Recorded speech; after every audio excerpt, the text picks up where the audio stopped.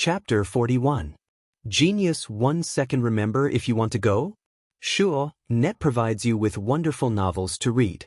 Li Mingda's face darkened. Acumen College's society life is very important. It's fine if you didn't understand before, but after the society promotion conference on the 24th, can you still not understand? During the meeting, I told all of you to take this seriously and find a club that you like as soon as possible. Apply to join it and avoid having your credits deducted. After so many days, most of the 100 or so participants have come up with a result, but what about you?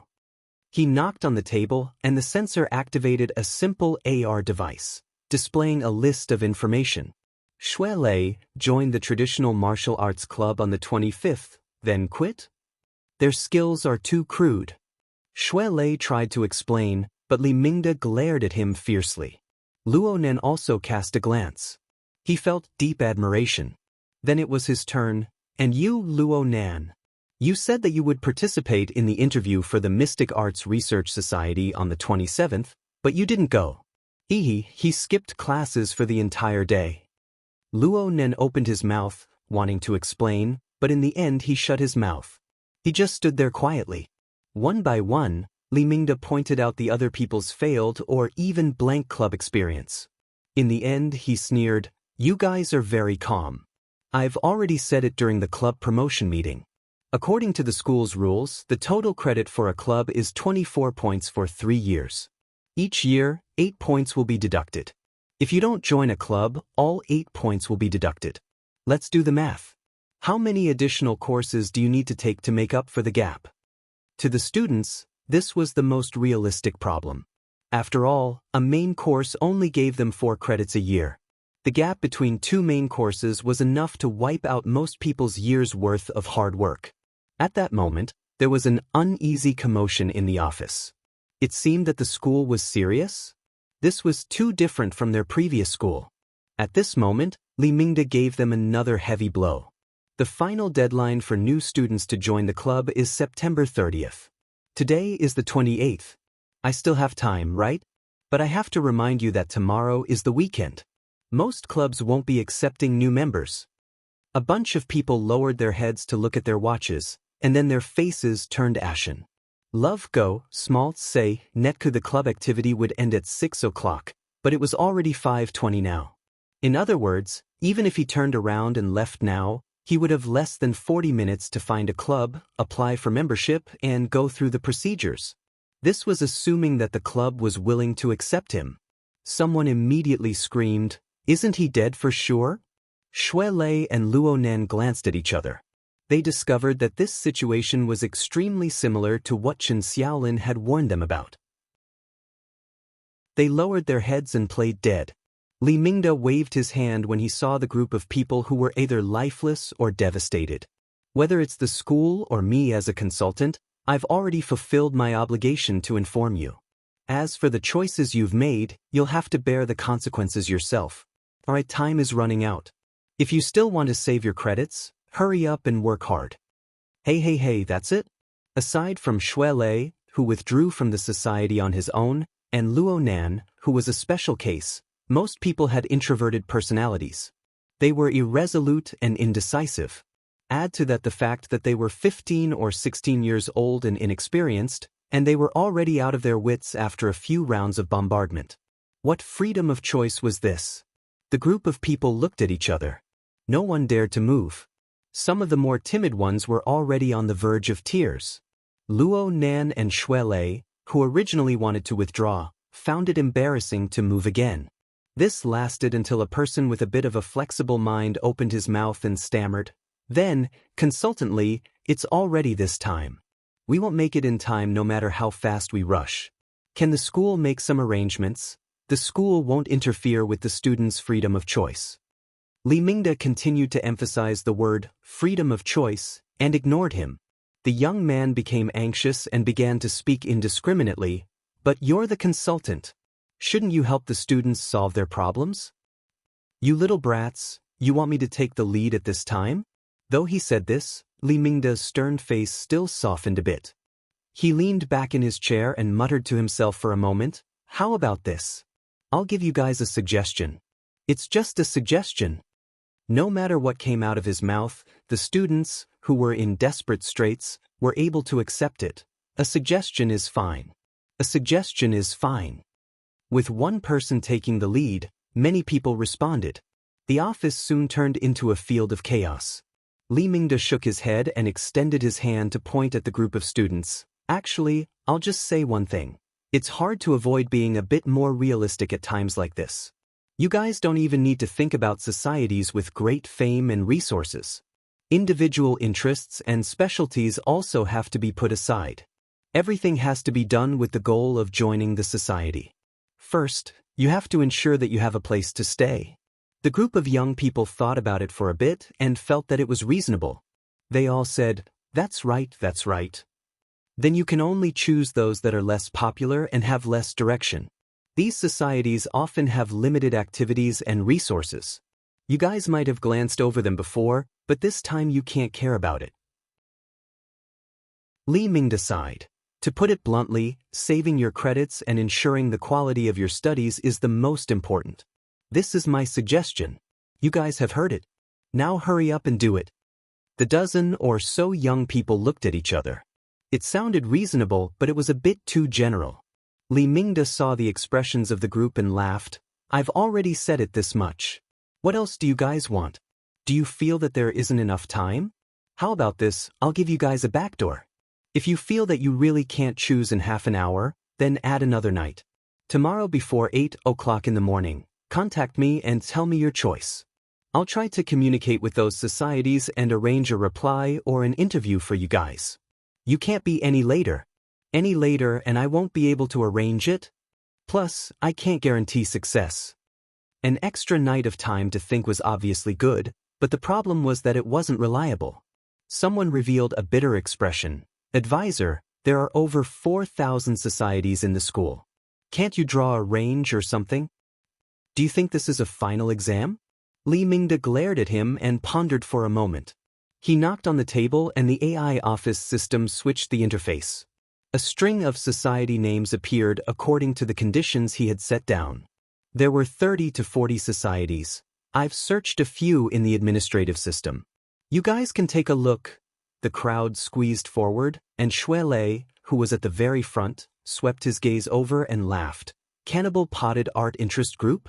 Hazy Female Poetry Psychological Research Society? Nebula M31 Advanced Life Telepathy Society? What the hell? Luo Nen didn't join in the fun. He was dizzy from being squeezed by the crowd, so he took advantage of the crowd to retreat backwards, temporarily hiding in peace. The matter of school credits and societies were admittedly important, but most of his brain was still stirring with that long electric wire. He unconsciously took out the membrane bag and stared at it in a daze. And at this time, he saw that the electric wire had already pierced a small hole through the bag. Half of it was exposed, and it appeared to be sharper than he imagined. The material is indeed special. But how could this be a problem with the material? Luo Nen finally pinched the long wire in his hand, but he was stupefied in the next moment. This was the first time he made contact with it without any obstacles. The long wire felt excessively slender to the touch, but there was an inconceivable temperature that seeped into him. He carefully savored it. It was neither hot nor cold, but it was like a numbing electric energy. It was guided from his fingertips and instantly spread throughout his entire body. His body didn't do anything, but the long wire that fluttered with the breeze in the room suddenly sprang straight. It was like an extremely tough needle, trembling back and forth. Luo Nan was immediately stupefied. He didn't know what kind of principle this was. His wristband vibrated slightly during his puzzlement. A phone call came in. He instinctively extended his hand to press it, but he forgot about the long wire that was trembling at his fingertips. He pushed it forward, and the front end of the long wire made contact with the side of his wristband. Unexpectedly, there was no sound. It pierced straight in, and half of its length of 7 or 8 centimeters went in an instant. And at this moment, electricity ran through Luo Nan's hand. His fingertips went numb, and he couldn't hold it for a time. He watched helplessly as the remaining half of the long wire drilled in. It was like a living creature, and it disappeared in the blink of an eye. Chapter 42. Genius 1 second. Remember if you want to go? Sure, Net provides you with wonderful novels to read. Luo Nan stared blankly at all of this. He was completely unable to stop it. Probably because it was pierced by the long thread, the interface of the bracelet that lit up instantly became chaotic, and then the screen went off. But the screen lit up once more in less than half a second and returned to normal. There were still incoming calls, and there were still vibrating reminders. But Luo Nan noticed that the style of the interface was clearly different from before. Furthermore, he looked strangely familiar. He stared at the interface of the wristband in a daze until Shui Lei walked over and reminded him, "Hey, the phone." It was as if Luo Nan had awoken from a dream. Only now did he truly see the message of the communication number clearly. His eyelids twitched, and his first reaction was to block this fellow. In the blink of an eye, the first round of tremors had just ended, but right after that, the second round came. Luo Nan let out a breath and answered the call. In the next moment, a hearty, friendly, and magnetic voice came from the bracelet. "Brother Nan, it's me, Xie Junping. I know which one you are." Luo Nan really didn't want to pay attention to this person. From yesterday until now, more than 30 hours of torment, as well as the subsequent troubles that could be seen and not seen, all stemmed from this fellow's outrageous behavior. If this bastard dared to immediately show himself, Luo Nan would absolutely be happy to do some experiments on his body that were normally inconvenient. Luo Nan wouldn't even blink. However, Xie Junping's shamelessness had reached a new level. Seeing that Luo Nan was silent for a moment, she immediately apologized profusely. I'm really sorry. Junior Nan, yesterday's matter was all on me. Actually, I should have contacted you last night, but because I had to prepare something, I didn't have the time to talk about it in detail. How about this? I'll go to school right now. Junior Nan, where are you? Let's meet up and I'll apologize to you face to face. Xie Junping affectionately called Luo Nan little brother Nan, but Luo Nan had goosebumps all over his body when he heard it. This fellow must have pondered for a long time on how to address him before coming up with such an answer. Luo Nan really didn't want to be involved with this sort of person. He responded in a lukewarm manner, "Senior, there's no need to be so polite. I have things to do over here." "What is it? Do you need help?" "I'm free today, so I can still lend a hand." Luo Nan shook his head as he listened. "Can't you show some of the arrogance of a rich second generation?" Wagging his tail like that, anyone would know that he had ulterior motives. Strangely enough, Xie Junping's words were filled with nervousness. Could it be that he was still worried about that trivial matter being exposed? It didn't matter if it was the nightclub or the faded one. Luo Nan's understanding of Luo Nan's lower limits would be refreshed if Luo Nan didn't handle this matter well. "It's nothing, I can handle it myself." Right now Luo Nan was completely convinced by his older cousin, Mo Ya's words. Getting entangled with this group of rich kids was bound to not have any good consequences. Li Xueqing was like this, and Xie Junping was more or less the same. However, Xie Junping's pestering skills were also first-rate. Efficiency. Why drag it out to an hour when we can finish it in 10 minutes? Where are you? Can you share your coordinates? I'll go find you. Luo Nan frowned, but he instinctively glanced at the interface of his wristband. The screen that had darkened during the call automatically lit up, displaying a small and exquisite interface. It was indeed different. Previously, Luo Nan's wristband interface had a classic automatically formulated theme. The color was white, concise and bright, without any embellishments. But now the main color of the interface had changed to a space blue. There were fine stars decorating it, and even the software icons had been replaced. The problem was that it was still so familiar. Aside from the slight difference in the layout, this was clearly the interface theme of his flexible e-ink screen. Damn it. The matter with the wristband interface was truly strange. Luo Nan felt that his brain wasn't enough to handle it. He didn't want to stay in the noisy office, so he called out to Shui Lei and walked out first. Without a doubt, he was the first person out of this group of students to walk out of the office. Shui Lei also wanted to follow, but he didn't know what the problem was. Li Mingde called him back, and he walked back with a bitter expression. Luo Nan walked out, but it wasn't good to leave Shui Lei behind. He stopped in the hallway outside the door and waited.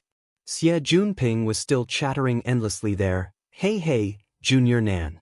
Can you hear me? Give me the coordinates. Coordinates my ass. Luo Nan's thought had just started when he saw the interface of his wristband change. It was the GPS setting area. The relevant coordinates sharing option appeared before his eyes. It was as if an invisible hand had completed the operation in an instant, skipping all the intermediate links. Luo Nan was a bit stupefied. Currently, voice control could achieve this kind of effect for smart devices.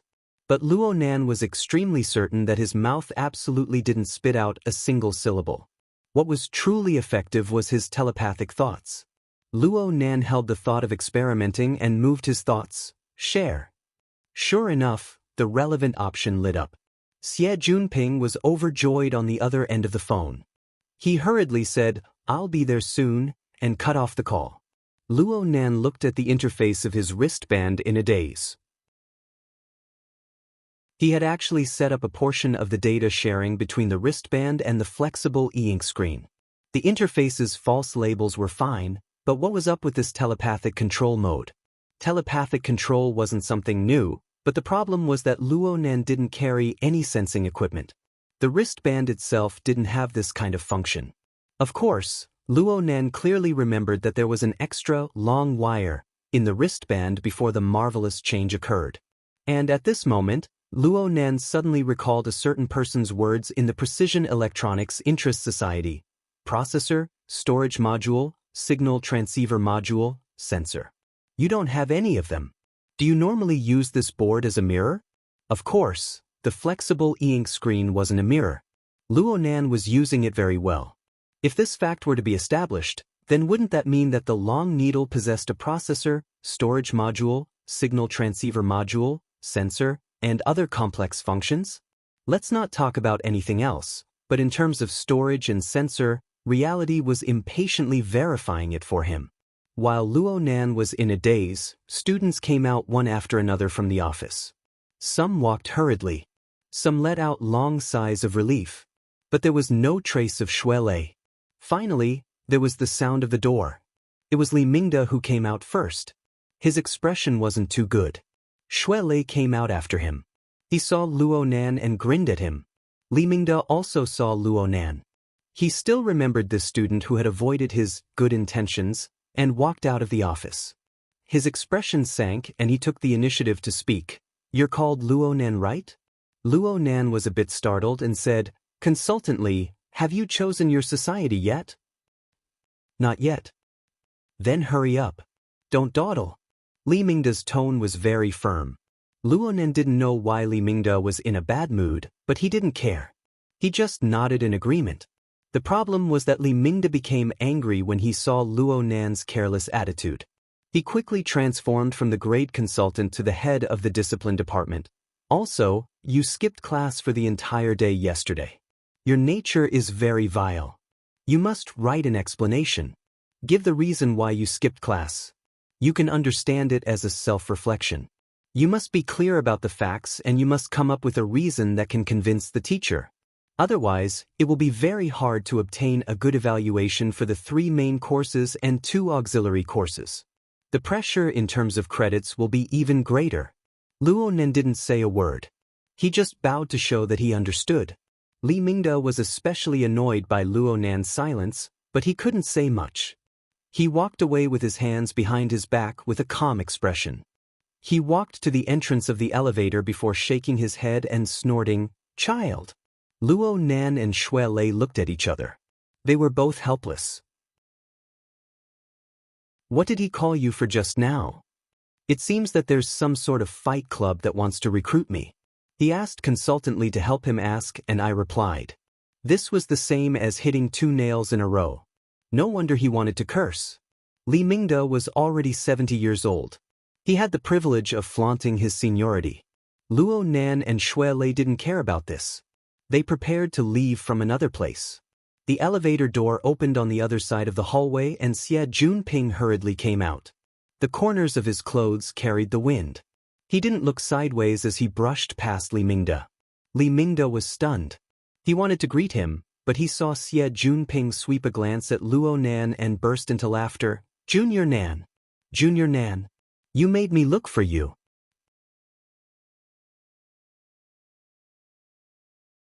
Chapter 43. Genius 1 second. Remember if you want to go? Sure, Net provides you with wonderful novels to read. After a whole day of recovery and preparation, Xie Junping had completely thrown away his drunken and lethargic image. Love go, small Neko. At this moment, he was a cheerful and easygoing young man. He chased after Luo Nan with a few steps.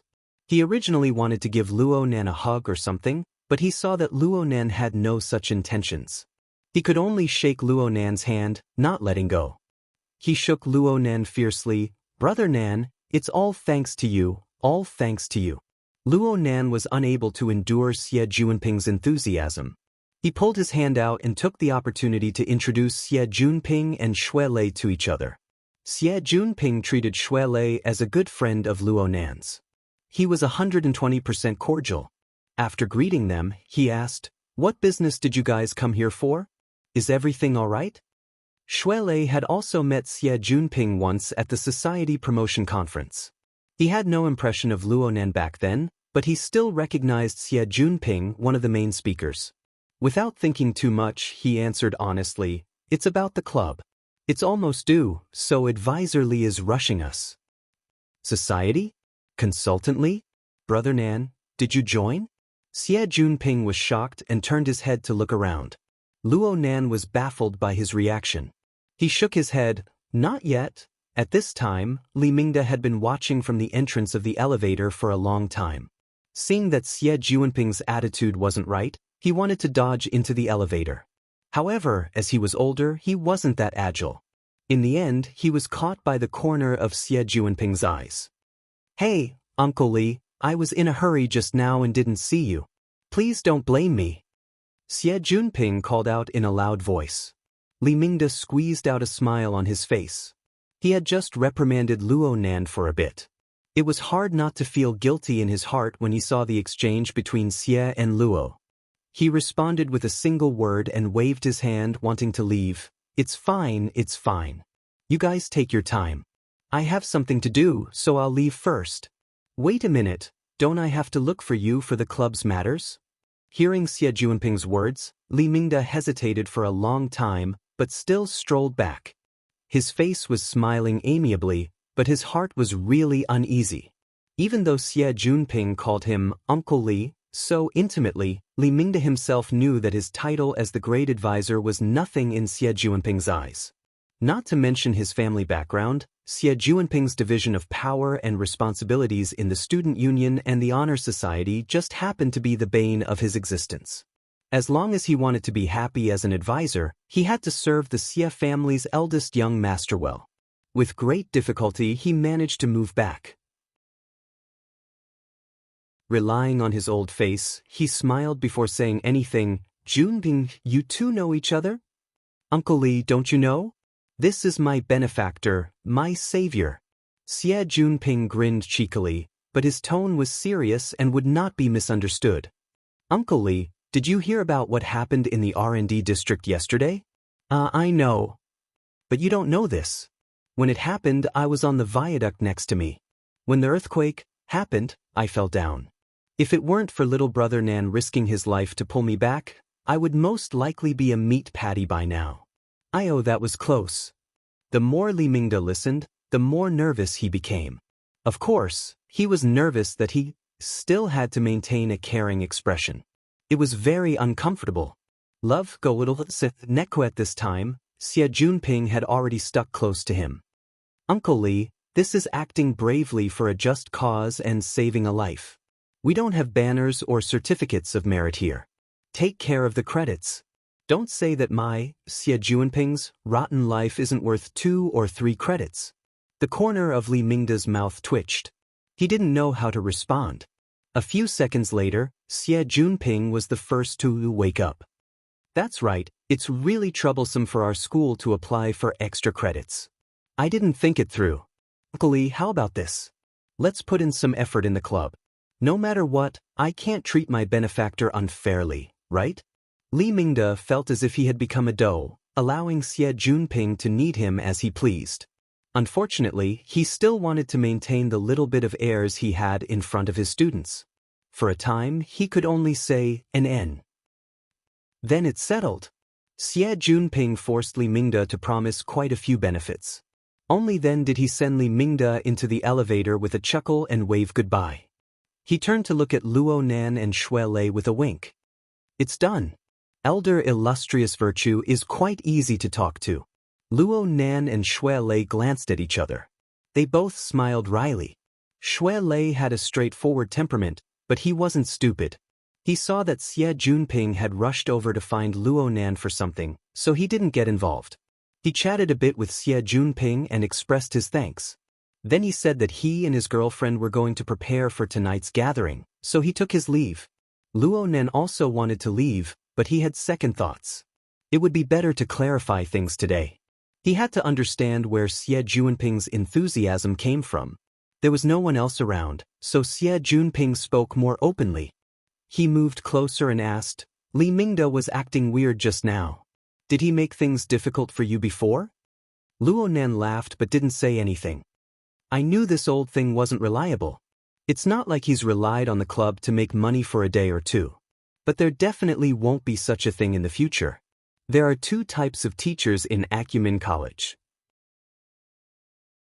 One type is the teaching type. The other type is the nanny type. Li Mingde is the latter. Of course, he has to pay for it. Now that he knows of our relationship, he'll be meticulous in every possible way. Xie Junping unconsciously brought out the boldness of a young master, but soon he thought of Luo Nan's dark hero moral standards. He was a bit embarrassed. Junior, just listen to me. Reality is, I understand. Luo Nan didn't want to talk about this topic anymore. Xie Junping seized the opportunity to start building relationships with large schools. I know that Junior Nan doesn't want to waste your energy on this matter. It's easy. Yesterday, you saved my life and protected my reputation. It wouldn't be excessive to say that you've given me a new lease of life. From now on, Junior Nan, your business is my business. Let's not talk about anything else.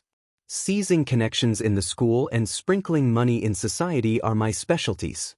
In the future, if you need to solve any problems in the school, or if you have any expenses outside, just say the word. I, your old bro, will blink my eyes and I'll tell you that I'm not raised by a human. Most of his words came out of his mouth, but there was still some sincerity. It was just that he spoke too much, making people unable to feel at ease. He might have lost his mind and spouted nonsense. In the end, both sides would be embarrassed. Luo Nan had a sense of propriety in his heart. He treated Xie Junping the same as before. Senior's words are too serious. Xie Junping moved closer and revealed a mysterious smile. Brother Nan, it's not my style to thank you with empty words. How about this? I'll take you to a place. Senior, don't misunderstand. Let's talk seriously. I came here today to truly express my thanks. My attitude is very serious. Junior, you must give me some face.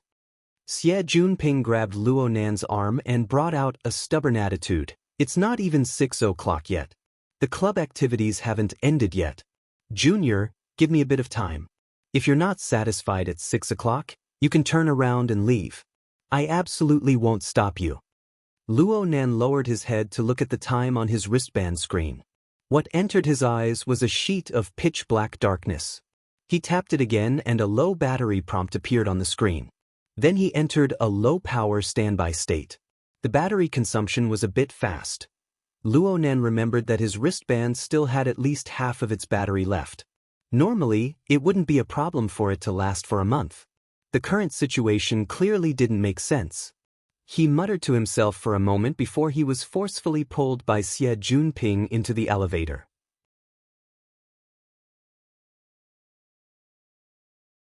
Chapter 44. Genius 1 second. Remember if you want to go? Sure, Net provides you with wonderful novels to read. Xie Junping had already prepared the car downstairs. Acumen College forbade all outside vehicles from entering. What Xie Junping prepared was only an electric sightseeing car. just like the one that Li Xueqing was using in the hospital this morning. It seemed that this kind of car was the standard for the rich second generation in the school. Luo Nan's mind stirred a bit when he thought of Li Xueqing. He sized up Xie Junping with a bit of scrutiny. There was no reason for Xie Junping, who was in the same position as the Burning Wraith, to be exempt from the wantonly distribution of seeds by the Burning Wraith yesterday morning. Luo Nan still remembered that Xie Junping's emotions were on the verge of collapse at the time. This sort of intense negative emotions was precisely the Burning Wraith's favorite. However, from the looks of it, this fellow was completely normal. At the very least, there wasn't a demonic shadow leaping out from his body and screaming at Luo Nan to kill him. Xie Junping naturally didn't know that Luo Nan's thoughts had turned in an instant. He dragged Luo Nan into the car and personally acted as the driver. He drove the car to the northern district of the campus. Luo Nan sat in the front passenger seat and pondered for a bit. The mental plane vibrated, and the heavily chained crow extended out from between his eyebrows. It paused for a moment, then it continued to extend out, drawing close to Xie Junping's body. At the front of the chain, the red light of the abstract symbol flickered, almost like a demonic eye. However, what it observed and sensed was a darker and more profound level. Several seconds later, the red light abruptly increased in intensity, the light almost piercing into Xie Junping's body. However, the heavily chained crow let out a cry, forcefully suppressing this disturbance. There's something fishy going on. Luo Nan wasn't that surprised. After all, logically speaking, it would be strange if he didn't. Moreover, the one inside Xie Junping's body was clearly far less mature than Li Xueqing's. It was still in a half-hibernating state, and was using Xie Junping's qi and blood to conceal its aura. If Luo Nan were to use himself as a reference, this was probably the stage before he clashed with Li Xueqing on the warship yesterday. It had already been 2 days, yet it was still so stunted. Perhaps it was due to the host's personality? The chain circled around Xie Junping's body a few times before slowly retracting. Wait. Luo Nan didn't act blindly without thinking. Ever since he had swallowed the other Burning Wraith, his understanding of his own abilities had deepened by a large margin. His thinking and application became more comprehensive. Currently, his abilities could be roughly divided into 2 areas.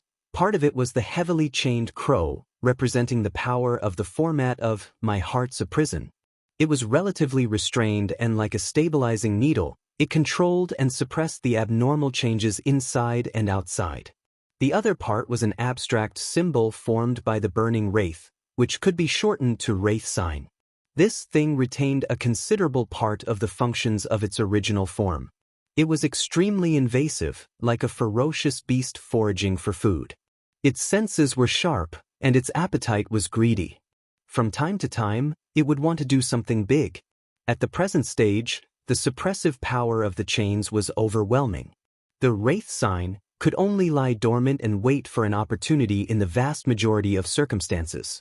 Only an especially intense stimulation, such as the other Burning Wraith, the killing intent directed at Luo Nan, or the eruption of extreme emotions nearby, would the Wraith Sign be activated. Moreover, all of its actions were under the control of the chains. From this, Luo Ji clearly understood that his foundation lay in the heavily chained crow, in the format, and that the Wraith Sign was just an application tool. When it came to tools, one had to carefully study their principles and usage. Xie Junping was a pretty good reference. Well, it could be said that it was a small revenge. Luo Nan's mind stirred as the chains retracted.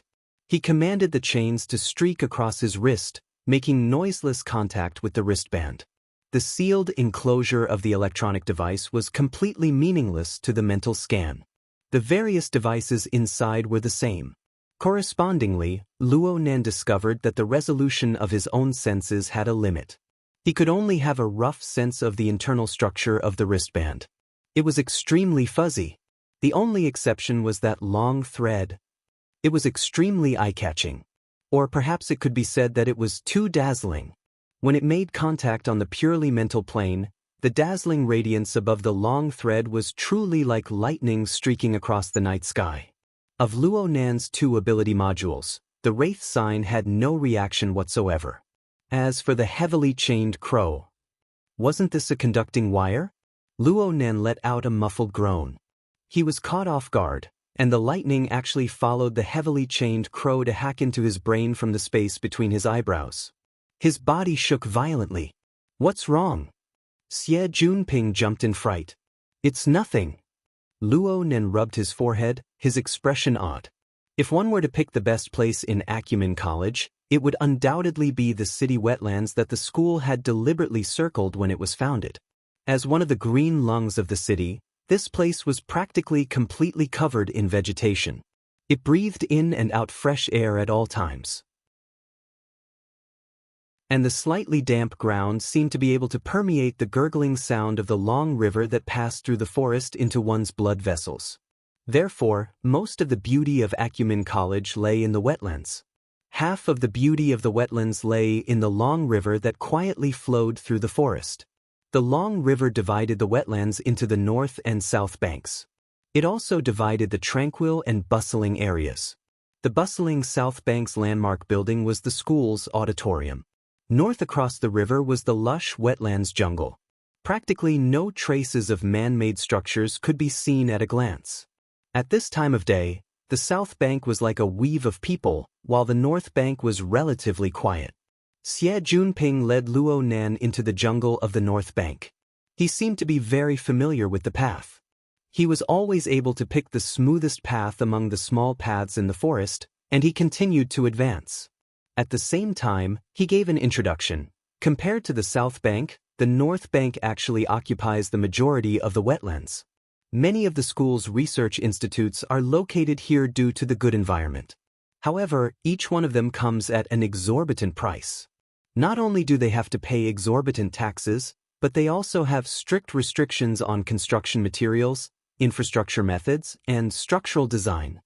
As for the degree of strictness, you'll understand when you look at the auditorium. Acumen College's auditorium was well known among the schools in the entirety of Xia City. It had an ancient Oriental architectural style with flying eaves and arches. It was hidden within the jungle, and it was a part of the wetlands garden. However, the surface portion of the auditorium didn't have any practical functions. Its functional area was completely underground. Only in this way could it accommodate over 100,000 teachers and students attend the ceremony at the same time. See? The auditorium is in the wetlands. You still have to lie down. According to the regulations, no buildings are allowed to exceed 15 meters in height within the wetlands. In other words, it's a quarter of the height of Climbing Hill. The Climbing Hill that Xie Junping spoke of was across the river from the auditorium. Actually, it was just a small mound that was only 60 to 70 meters in height. Right now, the trees on the mound were like a sea. Green, yellow, and red leaves intertwined in a gorgeous display of colors. An octagonal pavilion stood on top of the mound, giving it a wide field of view. One could practically see the entire region. It was the most refreshing view. Actually, Luo Nan quite liked to go up there and gaze at the wind from afar. It was precisely because the scenery here was very agreeable to his heart that he had endured Xie Junping's suspense all this time. Xie Junping's mouth gushed without end. There aren't many places in the wetlands where buildings can be built, and no one can bear the crime of destroying nature. If one wants to achieve complete functionality, then one can only find underground space. But the problem is that the geological structure is within the scope of the wetlands protection. The south bank is a bit better, but digging 3 meters down from the north is against the rules. Those research institutes want to act pretentious, and that's bitter. Having said this, he winked. However, there are always exceptions to everything.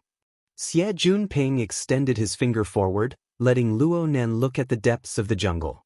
There was a corner of a certain building that sprouted dense branches and leaves. The first thing Luo Nen felt when he saw it was that it seemed very old. It was probably because the edges of the building had a rust-like color. It gave people the impression of roughness. Xie Junping beamed, "Don't look down on it. Gear, which is the building before our eyes, is an exception among the 39 research institutes and society buildings on the North Bank.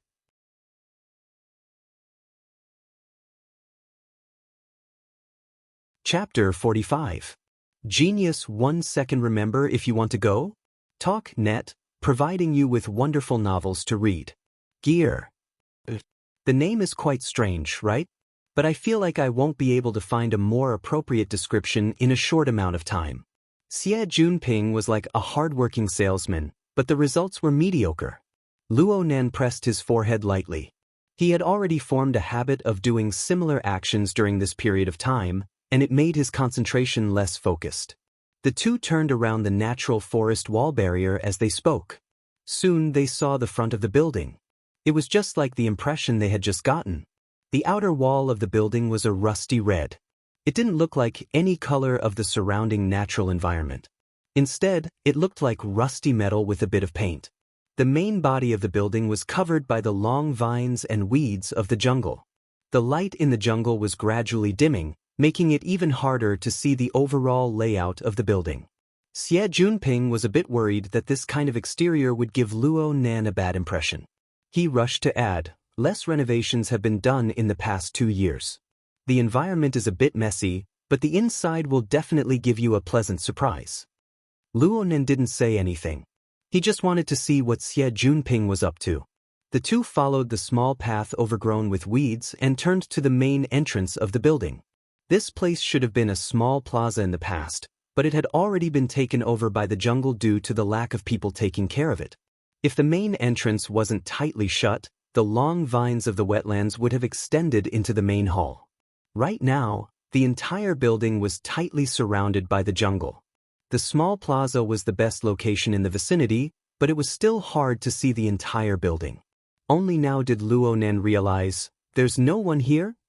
There was one last semester, but now it's just an empty shell. Xie Junping used his wristband to connect to the AI's authority. The metal main entrance of the building immediately lifted up, and the hall space inside automatically lit up. Xie Junping led Luo Nan through the door and explained to him at the same time, this place currently belongs to the Order Club. It used to be a very active old club. I've even heard that it was established before the school was founded. During its golden age, it attracted the sponsorship of over a dozen of the world's top 500 rich people. It was extremely awesome. But there were too many rich people. It was troublesome, especially after the first few old members graduated. The younger generation relied on their respective rich people and fought to their heart's content. The club was originally a good club, but it was forcefully turned into an Azura field. Hatred was tied into a dead knot. In 90 and 93, 2 major incidents occurred consecutively, and the nature of the incidents was very bad. The school banned the recruitment of new members, and the club collapsed in an instant. At this moment, the two of them walked into the empty hall. The square layout could not be seen here. The spiral staircase, the vertical elevator, and the circular corridor divided the hall, but there was also a hint that it extended into a wider space. Xie Junping shrugged.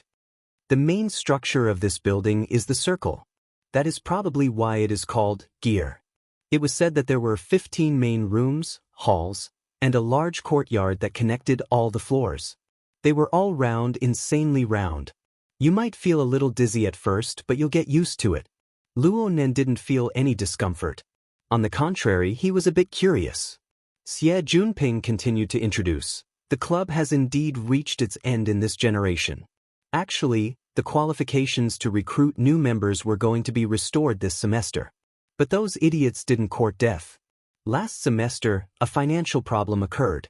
All of the rich people withdrew from the club, and the flow of funds was completely cut off.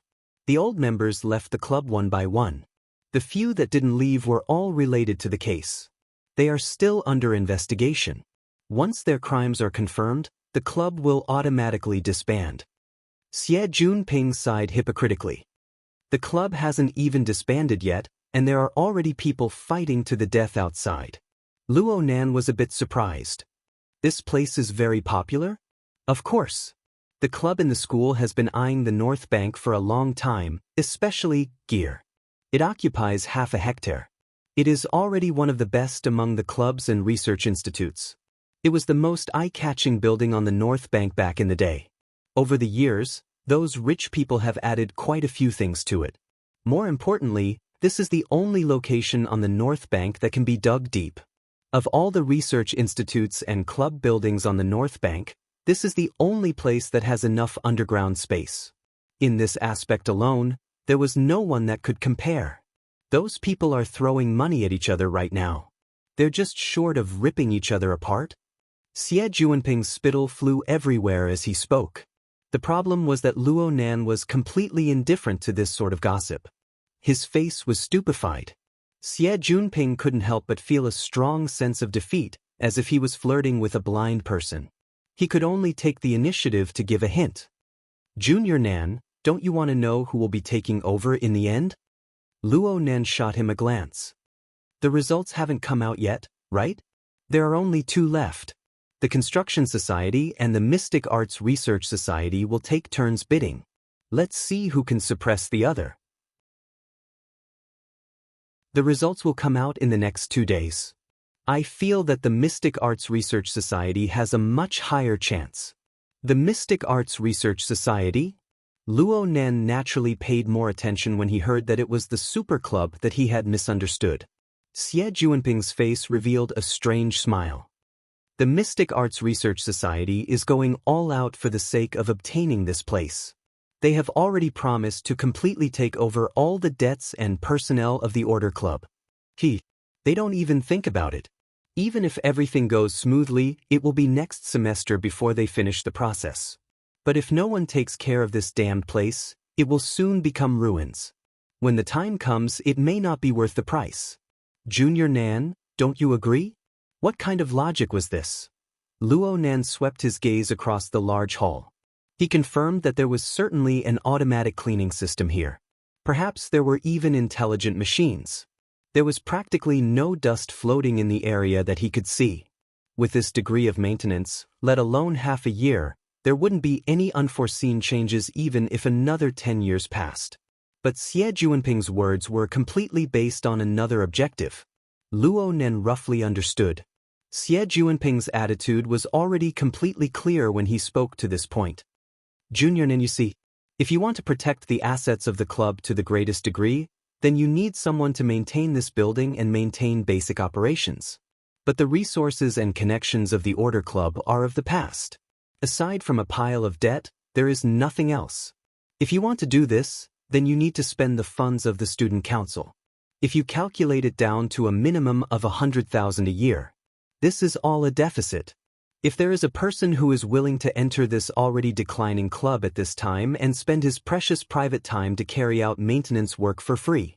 Moreover, he doesn't have any club activities to increase his connections. That's a huge sacrifice. Junior Nan, this kind of person is hard to find. Your big brother has been worried about this matter for the past few days to the point that my hair has turned white. You see, can you help me solve this problem? Luo Nan looked at Xie Juanping's performance and was speechless for a time. But he was completely clear about Xie Juanping's intentions. This was probably a roundabout way to save the country. According to Xie Juanping's plan, Luo Nan needed to first join the Order Club, which was already on the verge of collapse, and become an official member. Then he would endure for half a semester. Then the club would merge and he would become an unshakable extra. He would enter the Mystic Arts Research Society. This was what Xie Junping had already promised. This path looked quite good. Of course, it required a high-level cadre of the Student Council like Xie Junping to take action. Only then could a club on the verge of collapse be able to go through the entire process and forcefully stuff a new student in. However, the Mystic Arts Research Society was backed by a large financial backer. It was also a circle of rich second generations. Would they really acknowledge Xie Juanping's crude shoehorning? At least right now, Xie Junping was very confident. He chuckled as he pushed Luo Nan into the elevator. Relax, relax. I'm very familiar with that side. According to the people in the inner circle, they're really sparing no expense in this merger. I've already given them a heads up before. 1 or 2 people isn't much. Junior Nan, I'm not being unreasonable. If it weren't for yesterday's confusion, causing you to miss your exams, why would we need to go around in circles? This damned place hasn't had a good time ever since Yen Hong's reputation was ruined and the research team was disbanded. They say that we're taking advantage of them. I'd even say that we're committing a crime. A certain name entered Luo Nan's ears and he stopped in his tracks. He suddenly turned his head. Which one are you talking about?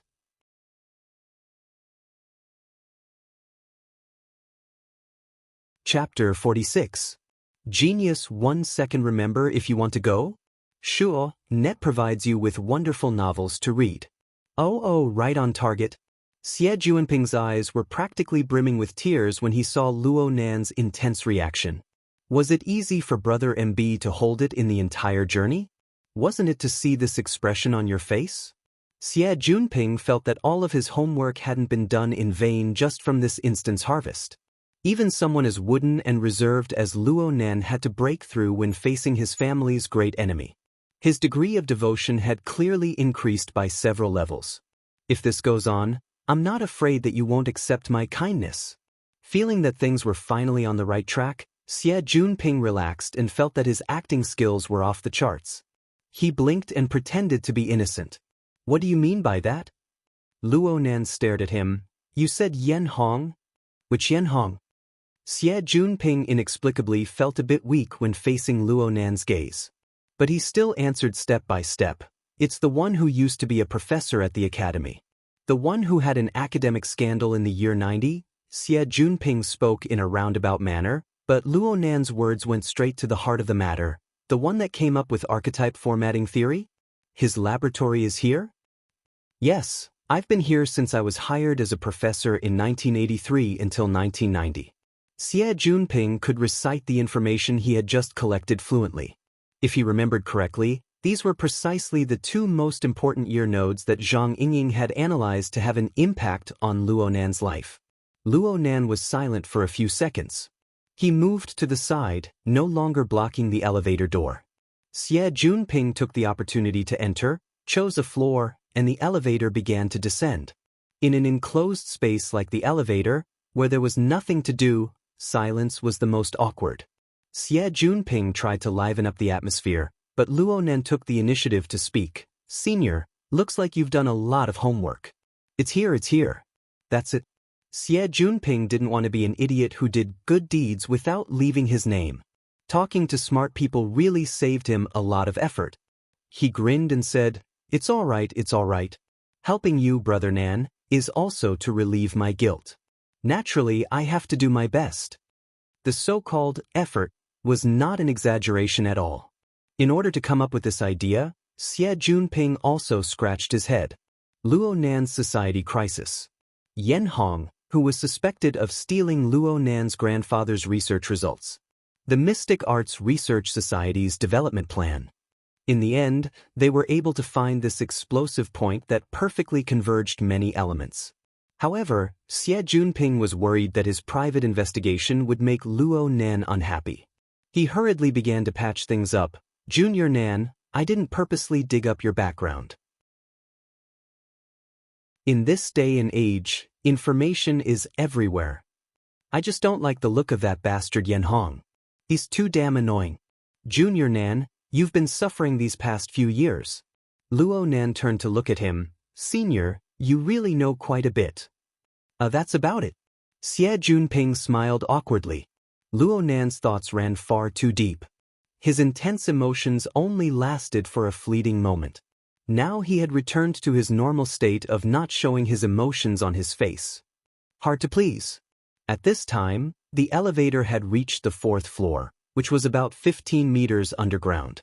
The elevator door opened, and their field of vision suddenly widened.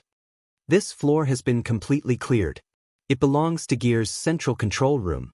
The basic layout of the building was that the 4 floors above ground belonged to the Society's activity area, and the 7 floors below ground belonged to the experiment area.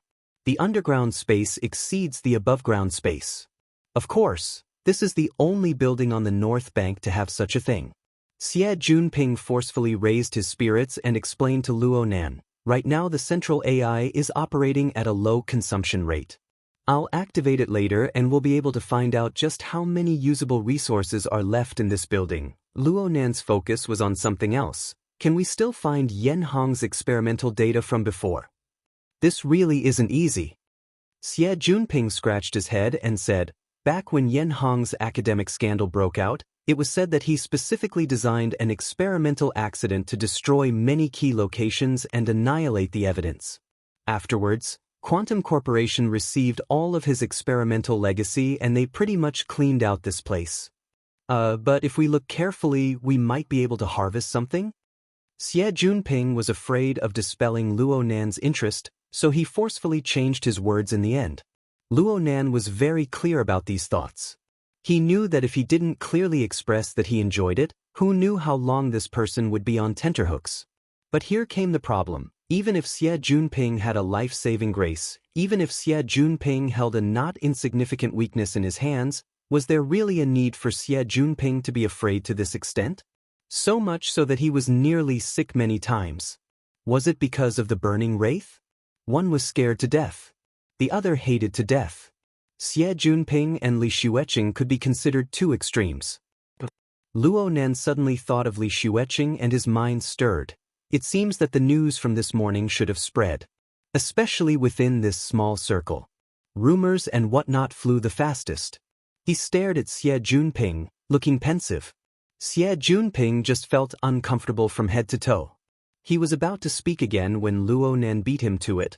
I heard that Li Xueqing is Senior's best friend? Xie Junping jumped in fright. He really did jump back half a step. His reaction was extremely intense. There's no such thing. You absolutely must not misunderstand. Misunderstand what? So what if it's a misunderstanding? Xie Junping's face was embarrassed, nervous, and even a bit fearful. He spoke all the more carefully. Junior Nan, I'm saying that my relationship with Li Xueqing is very ordinary. This matter. I'm talking about yesterday's matter. What's the difference between yesterday and today? Luo Nan's series of questions nearly caused Xie Junping to collapse. So Luo Nan didn't force him any further. He just confirmed a fact. It seemed that this fellow Xie Junping was the one who had misunderstood something. A few clues converged in his mind. It was as if he had constructed a sketch out of thin air. Luo Nan's thoughts suddenly became clear and he blurted out, Senior was also in the medical department this morning? The moment he spoke, he discovered that this judgment had jumped far too far. However, the results were extremely shocking. Xie Junping staggered, nearly falling face first onto the ground. Luo Nan grabbed him by the shoulder, saving him from the pain of his face hitting the ground. But Xie Junping's reaction was absurd to the extreme. He screamed, I didn't see anything. All right, the matter was finally made clear. Xie Junping really was in the medical department this morning. Moreover, he was in the same hospital as Li Xueqing because of a fight over a woman's affections. Li Xueqing ran fast during the earthquake, so Xie Junping fell behind. Li Xueqing and his group were in a hurry. They didn't see Luo Nan in the crowd, but Xie Junping did. And he saw with his own eyes that Li Xueqing and Luo Nan passed each other for a few seconds before Li Xueqing fell unconscious. Li Xueqing sank into shock and was still in the intensive care unit. If it were anyone else, they wouldn't have thought too much about it. But Xie Junping knew of the conflict between Luo Nan and Li Xueqing. He also obtained a few details from Lien Yu and the others. More importantly, his life was hanging by a thread yesterday morning. He was awed by Luo Nan's strange gaze. The more he thought about it, the more he felt that it was mysterious. He unconsciously leaned towards a few bizarre directions. He originally wanted to find Zhang Yingying to discuss this, but for some unknown reason, he was unable to contact her for an entire day. It was as if the hidden indigo firm had closed down. Perhaps he could only do it himself and think of this move. On one hand, he wanted to build a good relationship with Luo Nan. On the other hand, he wanted to recruit a capable person. Xie Junping's current state was completely unfazed. He just needed to use a bit of strength and he would be like a bamboo tube pouring beans. Luo Nan sighed and patted Xie Junping's shoulder. Xie Junping had said so much, but he had missed the most crucial reason. Of course, Xie Junping himself was completely unaware of it. Luo Nan borrowed the action of patting Xie Juanping's shoulder to shake the heavily chained crow. It came out from between Xie Juanping's eyebrows, and the wraith sign flickered with red light. It instantly pierced in and out of Xie Juanping's body. Xie Juanping shivered inexplicably. And on a plane he was unable to reach, a dark red glowing mist escaped from his body. It was blocked head-on by the heavily chained crow and dispersed with a wave.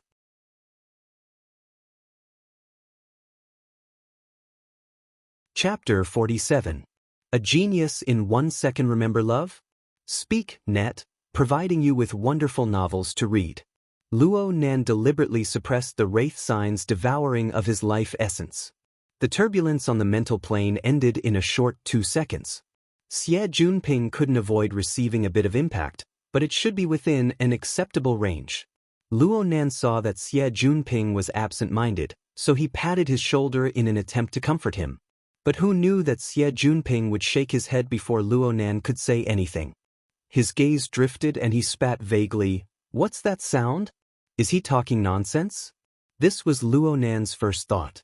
But then he noticed that his heavily chained crow slowly trembled and retracted, emitting a crashing sound. Senior? What did you hear? Xie Juanping's face turned towards Luo Nan, but his gaze was unfocused. He opened his mouth and suddenly fell backwards. Luo Nan had to support him to prevent the back of his head from smashing into the ground. But right now Xie Juanping had already sunk into an unconscious state. He was drowsy, as if he was having a nightmare. His body temperature rose and fell, causing his wristband to start a health alarm and send a signal outwards. The problem was that they were 15 meters underground, and they were in the former laboratory. The signal shielding was in place. No matter how advanced the wristband was, it was destined to be useless. The effects of destroying the parasitic burning wraith were this serious? Luo Nan absolutely didn't expect this. He had clearly controlled the damage to Xie Juanping's life force. Could it be that the connection between the burning wraith and Xie Juanping on the mental plane was deeper than expected? Luo Nan's expression was grave. He let Xie Juanping lie on the ground, and the heavily chained crow came out again. He let the wraith sign probe Xie Juanping's body from inside out. The problem was that there were no more abnormalities. At least on the level that the wraith sign was able to probe. As for the state of Xie Juanping's body, Luo Nan was even more powerless. The structure of the human body was far too precise and complex. Luo Nan had used drugs to shape his format and mutate his nervous system. This was already a bold cognition and transformation of the body. But what he understood was still a drop in the ocean. Luo Nan really didn't wish for Xie Juanping to be like this. But things had already happened. He couldn't do anything about it. He pondered for a moment, then he carried Xie Juanping on his back. He prepared to deal with Xie Juanping on the surface. From the functions of Xie Juanping's wristband, as long as the signal could go out, he should be able to alert the network and call for medical help. Truthfully speaking, carrying Xie Juanping on his back wasn't easy for Luo Nan at all. This guy weighed about 70 to 80 kilograms. He was unconscious and didn't know how to cooperate, which made him even heavier. Luo Nan was soon covered in sweat. Fortunately, the elevator was in sight. He freed a hand to press the button, but he clearly heard a warning beep at this time. It seemed to be coming from Xie Juanping's wristband. Luo Nan thought that something was wrong with Xie Juanping again. He hurriedly put Xie Juanping down and prepared to check on him. But he never expected that in this instant, the sound of an electric switch would ring out and everything before his eyes would suddenly sink into pitch-black darkness. Luo Nan was stupefied for half a second before he suddenly lowered his head. At this moment, there was still a bit of light in the darkness. It came from Xie Juanping's wrist, his bracelet. A series of messages flooded the screen. The person granted temporary authority will enter a state of unconsciousness. The laboratory's defense system had entered level B. The awakening function was activated, but the person who granted temporary authority did not respond. There are no other authorized users within the laboratory. The laboratory's defense system entered grade A status. The energy system was shut down, the communication system was shut down, the transportation system was shut down, and the life support system was shut down. The laboratory was locked down. The messages finished flooding the screen and the glow of the wristband was extinguished. The faint luster was like the mocking gaze of a devil. It blinked once and then it was ignored. Luo Nan touched the wristband in an attempt to save it, but the wristband's personal defense function was activated. No matter how he touched it, there was no response. Luo Nan smashed his fist heavily against the elevator door. Modern society was undoubtedly a society of authority. The Internet of Things covered every corner of the city. The level of electronic authority determined where you could go in the city and what level you could go. Your body was free, but your authority was controlled. Using the identity of a low authority to forcefully break into the boundaries of a high authority was like hitting your nose against a wall. Or you would be like Luo Nan, trapped on the spot by an inexplicable trap. Authority traps were very common. They were usually located in important locations like elevators, corridors, and other relatively confined and narrow areas. The purpose was to trap unauthorized trespassers and then hand them over to the police to deal with. The area that Luo Nan encountered was much more spacious, but the location wasn't ideal. This was an enclosed space 15 meters underground. In this place, the darkness was like a demon that existed everywhere. The silence permeated the air, conveying unease and fear. Luo Nan stood at the elevator door. He could clearly hear his and Xie Junping's breathing. Several seconds later, he put Xie Junping down and leaned against the elevator door. "Hey, wake up." Xie Junping didn't respond. "Papa." There was still no response. Calling, slapping, pinching, and other methods were all used. Xie Junping was still in an unconscious state, but his body temperature had calmed down quite a bit. Luo Nan was speechless. He stood there for a dozen more seconds before smashing the elevator door again. But this time it was a bit lighter. Then he carried Xie Junping on his back and walked back. The darkness followed him like a shadow. This was the most thorough darkness. The damned defense system of the laboratory had cleanly cut off all energy. There really wasn't any light at all. Luo Nan originally wanted to use his own wristband for illumination, but the wristband had entered a low-power state half an hour ago due to the long wire. A bit of light was equivalent to nothing. He simply didn't need it. The darkness had no meaning for him anyway. The dark chain stretched out once more. The wraith sign at the front flickered with a bewitching red light.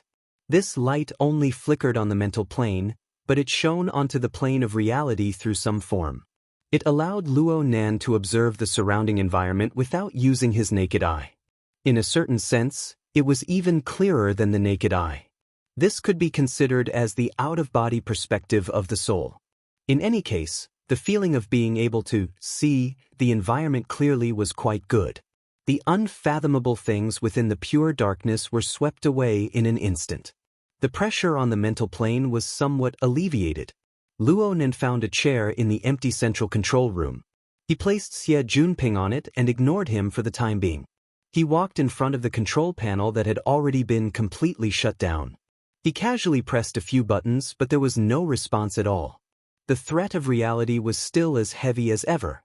Luo Nan didn't forget the last bit of information that flashed on Xie Junping's wristband. Of the several systems that had been completely shut down, the most fatal was undoubtedly the life support system. If this system didn't constantly circulate air in the enclosed space 15 meters underground, the trapped people, including trespassers and temporary authority holders, would face the risk of suffocating to death before long. From this, it could be seen that the owner of this laboratory was truly vicious and merciless. If one were to scrutinize the legal provisions, this was undoubtedly illegal. But when Luo Nan thought about who the previous owner of this laboratory was, he felt that this was quite in line with his own psychological expectations.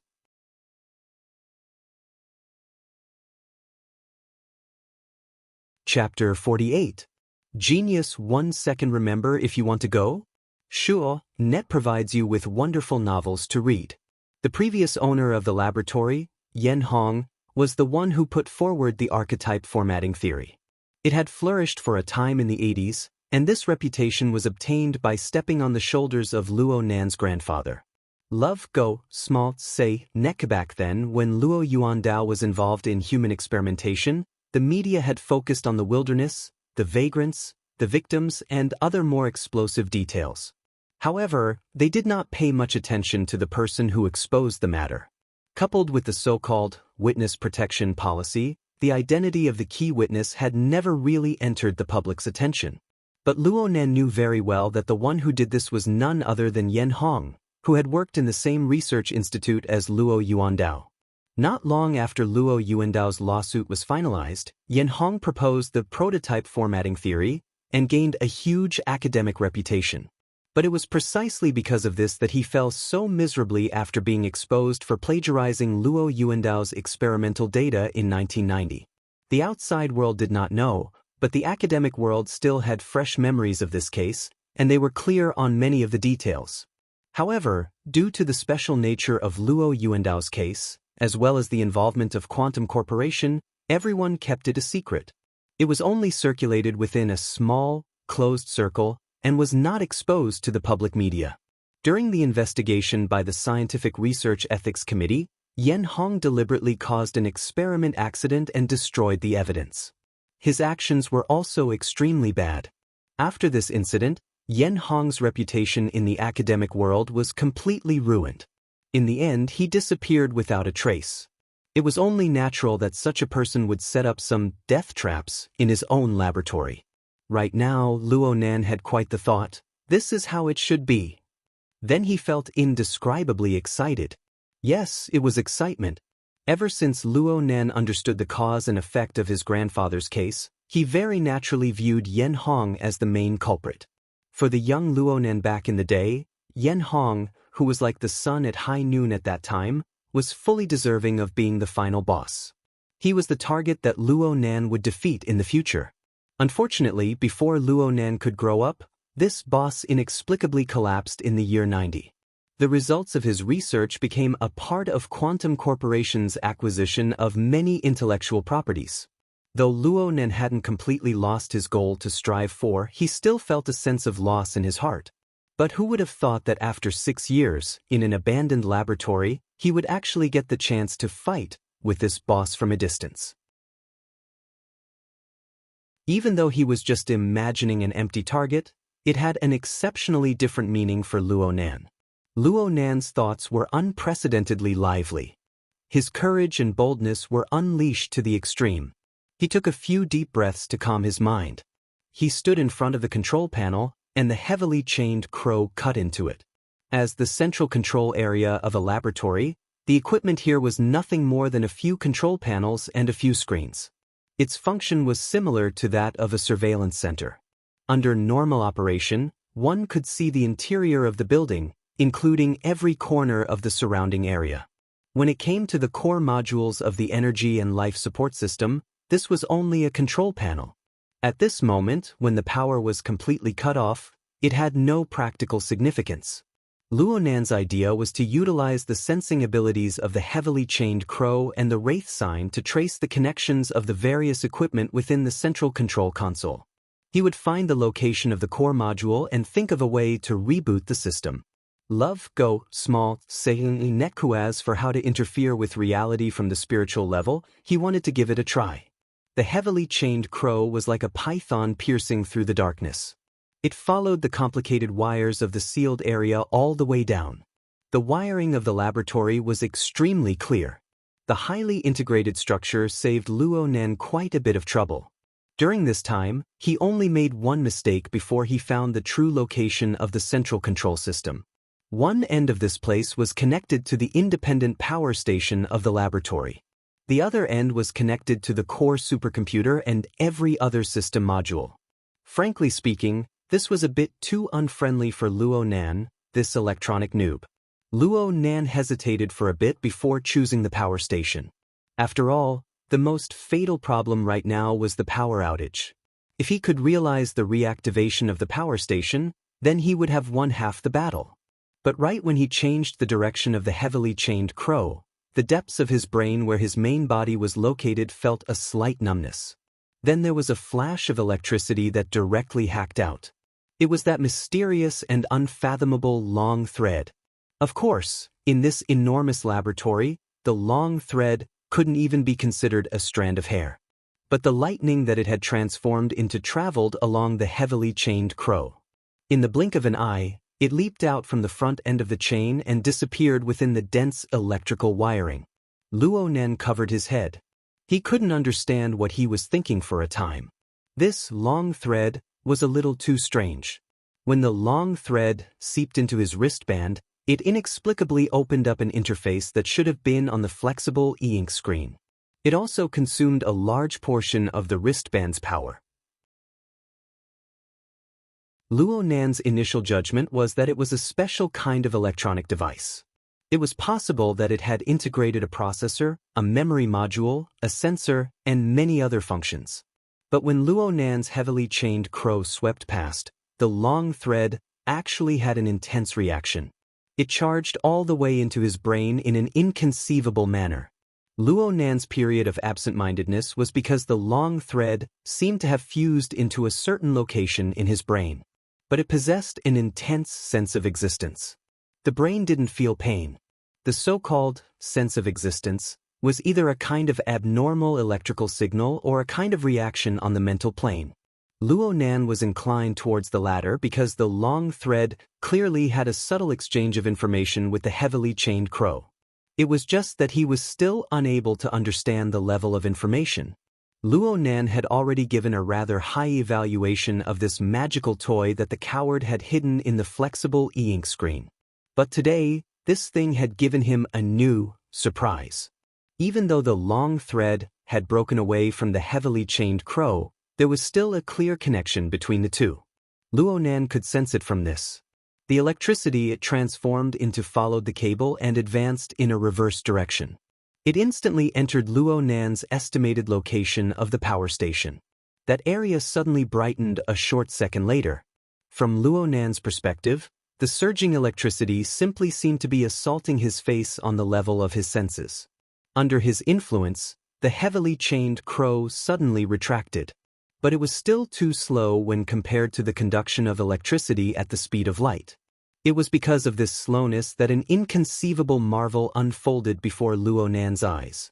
Amidst the blinding lightning, he saw a tree that had suddenly grown. Its roots grew within the power station and its trunk followed the flow of electricity to ram into the central control system. Then its countless luxuriant branches cut into the various system modules. The laboratory that was as silent as death came alive in an instant. An innumerable amount of electrical signals converged from each system module before being transmitted densely. The direction of the signals was clearly towards the heavily chained crow that was already trapped within the enormous tree. It was also clearly towards Luo Nan's side.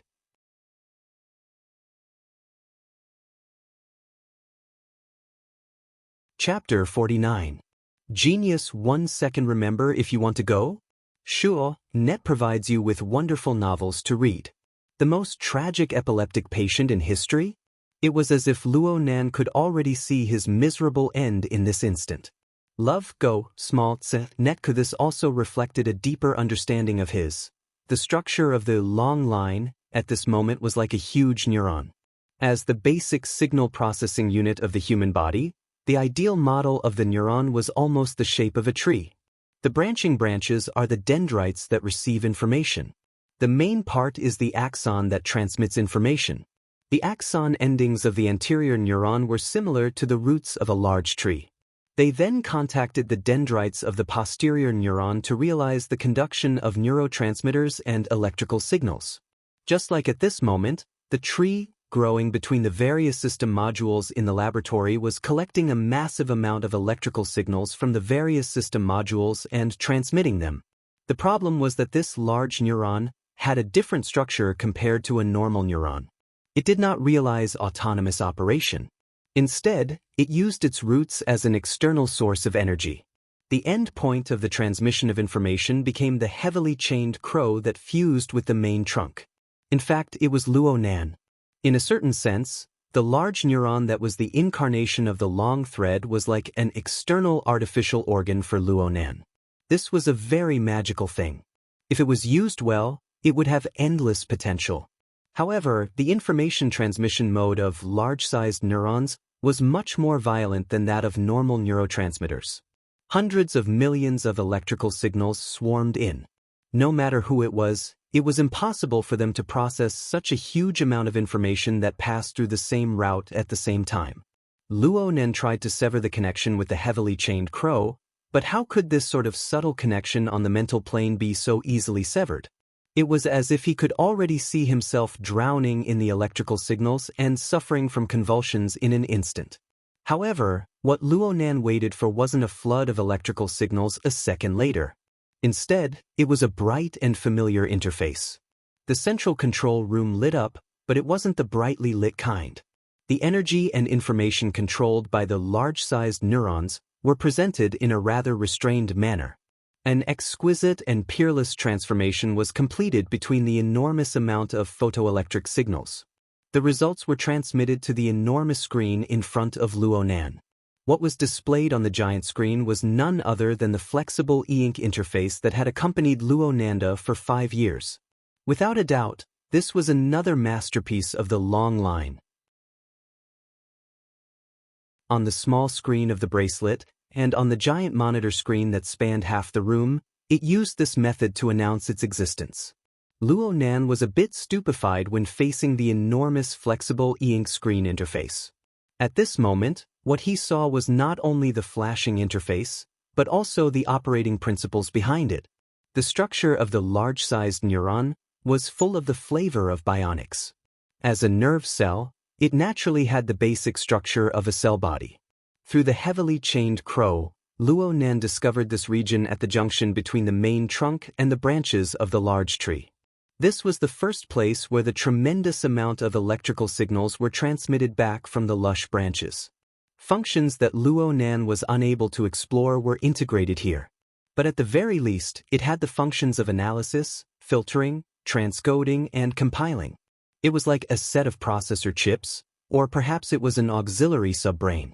First, it transformed the enormous amount of signals into something concise, clear, and easy to understand. Only then did it truly return to the central control system and Luo Nan's brain. This prevented massive amounts of information from damaging the brain, truly realizing the incredible function of an external neuron. This was not some fantastical thing, but a real operating mechanism.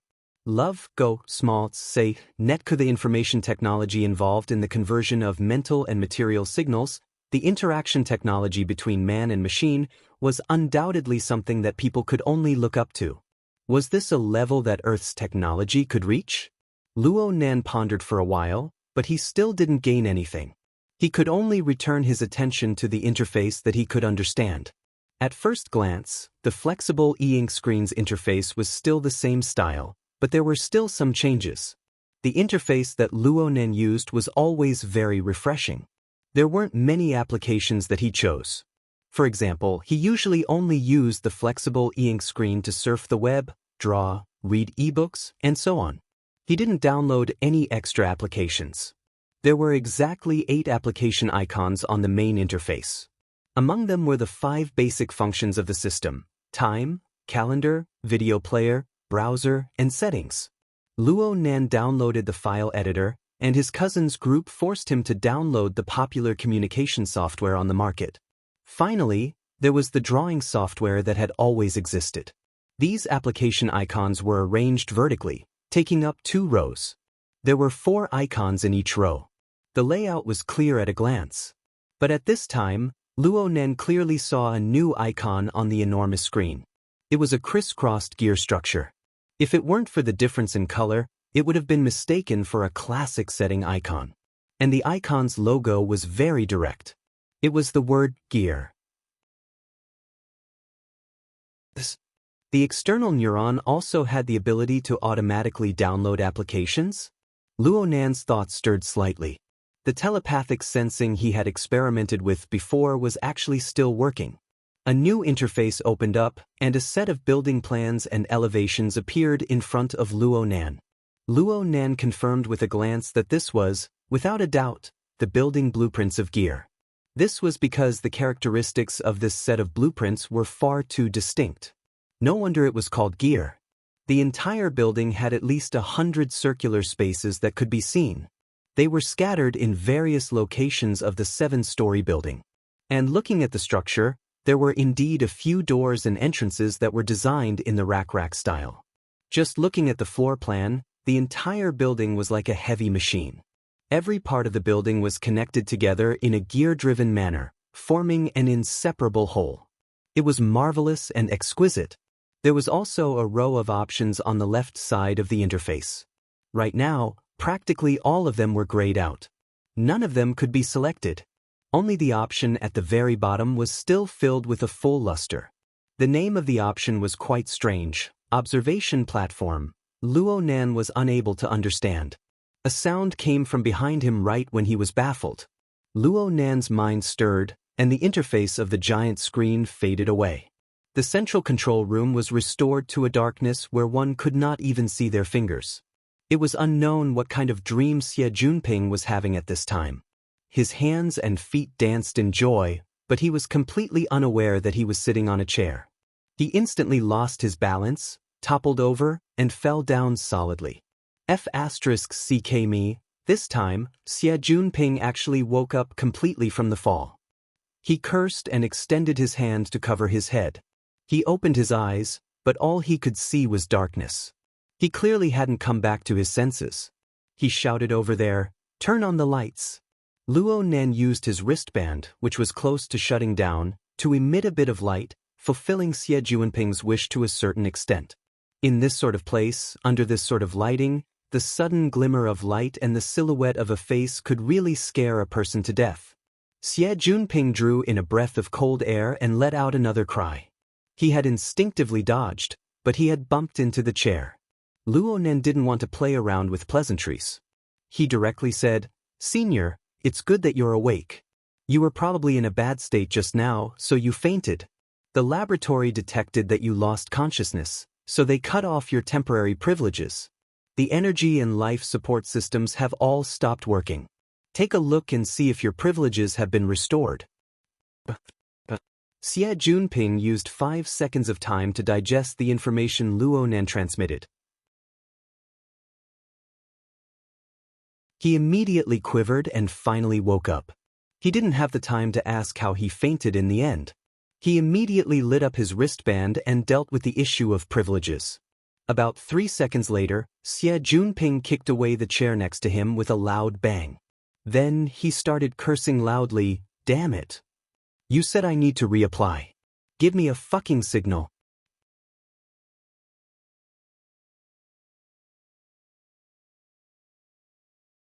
Chapter 50. Genius 1 second. Remember if you want to go? Sure, Net provides you with wonderful novels to read. Forget it, I shouldn't have had high hopes for this system anyway. Love go, small, say, Netkulun, and felt that his actions of hiding the interface just now were quite foolish. Fortunately, it was not too late to mend the pen after the sheep were lost. He sighed and knocked on the control panel, causing the giant screen in front of him to light up again. The light of the enormous screen elongated Luo Nan's shadow, causing Xie Junping's jaw to drop to the ground. "Brother Nan, you are a hacker?" Luo Nan didn't know how to explain, so he simply didn't speak. Xie Junping, on the other hand, grew excited all of a sudden. "My goodness!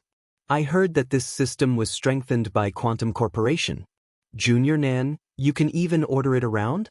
Wasn't this guy's mood a little strange?" Luo Nan still remembered that Xie Junping had nearly fainted from fear. Before he fainted, Xie Junping had wailed at Luo Nan for mercy. But in this current situation, not only did Xie Junping's fear of Luo Nan completely disappear, even his fear of being trapped in a hopeless situation was reduced to a minimum. Could it be that he had lost his memory due to the shock? Or could it be that the effect of killing the burning wraith was really immediate? Luo Nan didn't come to a conclusion after a short period of pondering, so he put this matter to one side. He reopened the gear interface and focused on the observation platform option. Several seconds later, he pressed it with his mind. There were no changes on the interface, but there was a stream of information flowing through the heavily chained crow into his brain, allowing him to understand many things. Luo Nan muttered to himself for a bit before turning around. "Let's go." "Where are we going?" Xie Junping looked around at the dark surroundings and didn't dare to move. But in the next second, a door automatically opened at the side of the central control room, leading to an even darker space. Love go, smalt say, Xie Junping blurted out. Secret passage? Turn on the light from the bracelet. Ah! Luo Nan's mind stirred, and the giant screen went out. The room was restored to a pitch-black darkness. Xie Junping exclaimed and hurriedly turned on the light on his bracelet, barely illuminating the road ahead. Since there was light, Luo Nan didn't say much. He directly headed in the direction of the newly opened door. Hey, this is a secret passage, right? Xie Junping lowered his voice and suppressed his nervousness as he followed closely behind. It's a corridor outside. Though the giant screen was extinguished, Luo Nan's large-scale external neuron was still controlling that portion of the resource. It transmitted effective information through the heavily chained crow and transferred it to his cranial nerves. The scene was directly mapped onto his retina. As long as Luo Nan's energy was enough to support the existence of the heavily chained crow, this electronic map would not lose its effectiveness no matter how far the distance was.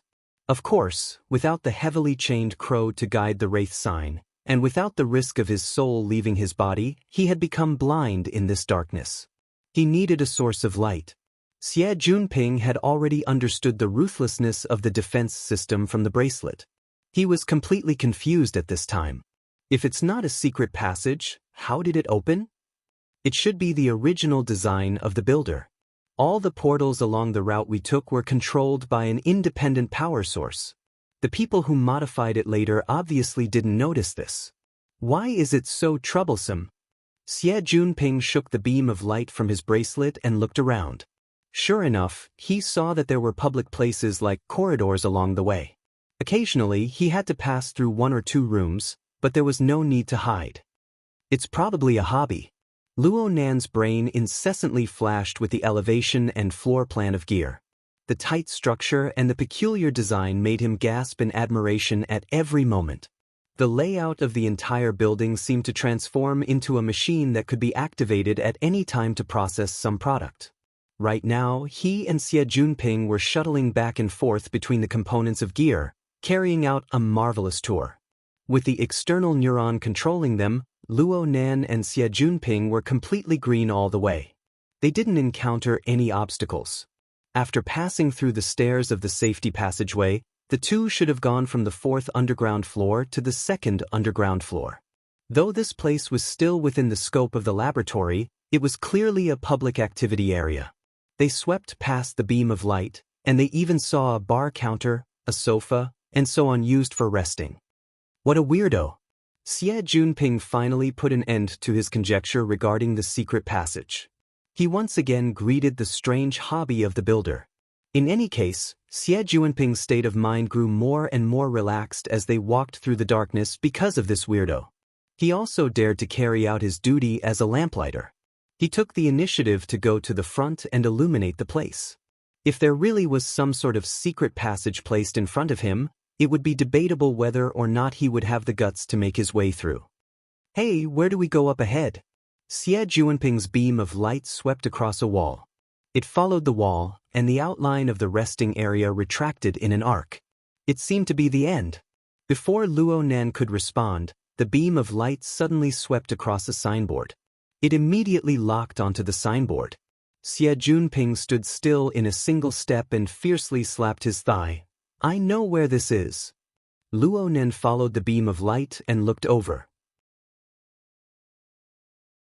He saw that the signboard displayed an underwater scene in a hand-drawn style. Fishes swam amidst the aquatic plants. The scene was all the more vivid under the flickering light. Where is this? The Sandbar Waterway. It's a very famous scenic spot in Gear. From here, Xie Junping used the beam of light to sweep across a sealed door. Just enter from here all the way to the withered tree sandbar 700 meters away. A long underwater corridor was built there. The middle of the corridor passes through half a swamp and a small lake. It's a good place to get close to the underwater ecology of the wetlands. After a simple introduction, Xie Junping began to gossip again. I heard that this underwater corridor existed before the construction of gear. However, someone used the crime of destroying the ecology to sue them. The construction party nearly lost their pants, allowing the Order Society to pick up a great bargain. When they constructed gear, they deliberately connected it together. Of course, they have to pay quite a bit of taxes every year. Luo Nen found the most crucial information from Xie Juanping's string of nonsense. You're saying that there's a sandbar over there? Yeah. It's a very famous place. It's said that it's the best place to view the entirety of gear's construction. Luo Nen nodded to himself. Is this why it's called the observation platform? Xie Juanping finally reacted at this time. He slapped Luo Nan on the shoulder in excitement. Junior Nan, aren't we free now? We just need to get to the sandbar. F***ck the signal? F***ck. Xie Juanping suddenly cursed again. Luo Nan was baffled. What's wrong now? It seems bad. Luo Nan couldn't see Xie Juanping's expression clearly, but his voice was a bit panicked. I remember that the water level of the wetlands rose a few years ago. The sandbar was completely submerged. Right now, there's a crooked, withered tree sticking out of the water. The Order Society wouldn't have sealed the exit over there, right? Luo Nan confirmed the route and confirmed that it was just as Xie Juanping said. They needed to pass through the underwater corridor. He hadn't discovered any abnormalities so far. We'll know once we go over there and take a look. Luo Nan directly opened the entrance to the underwater corridor. A slightly fishy smell of water assaulted his face. It was probably the result of many years of soaking. Xie Juanping sent out a beam of light in a perfectly straight line, but it was impossible to illuminate the end. This long corridor was the same as the building as a whole. It was clearly curved.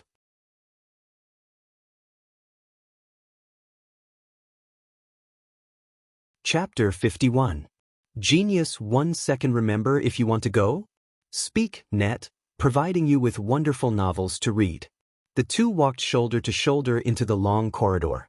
It was still extremely dark and quiet, but the effect was completely different from the deathly stillness of the laboratory. Even though it was dark, they could see rippling water waves within the murkiness as they walked along the long corridor.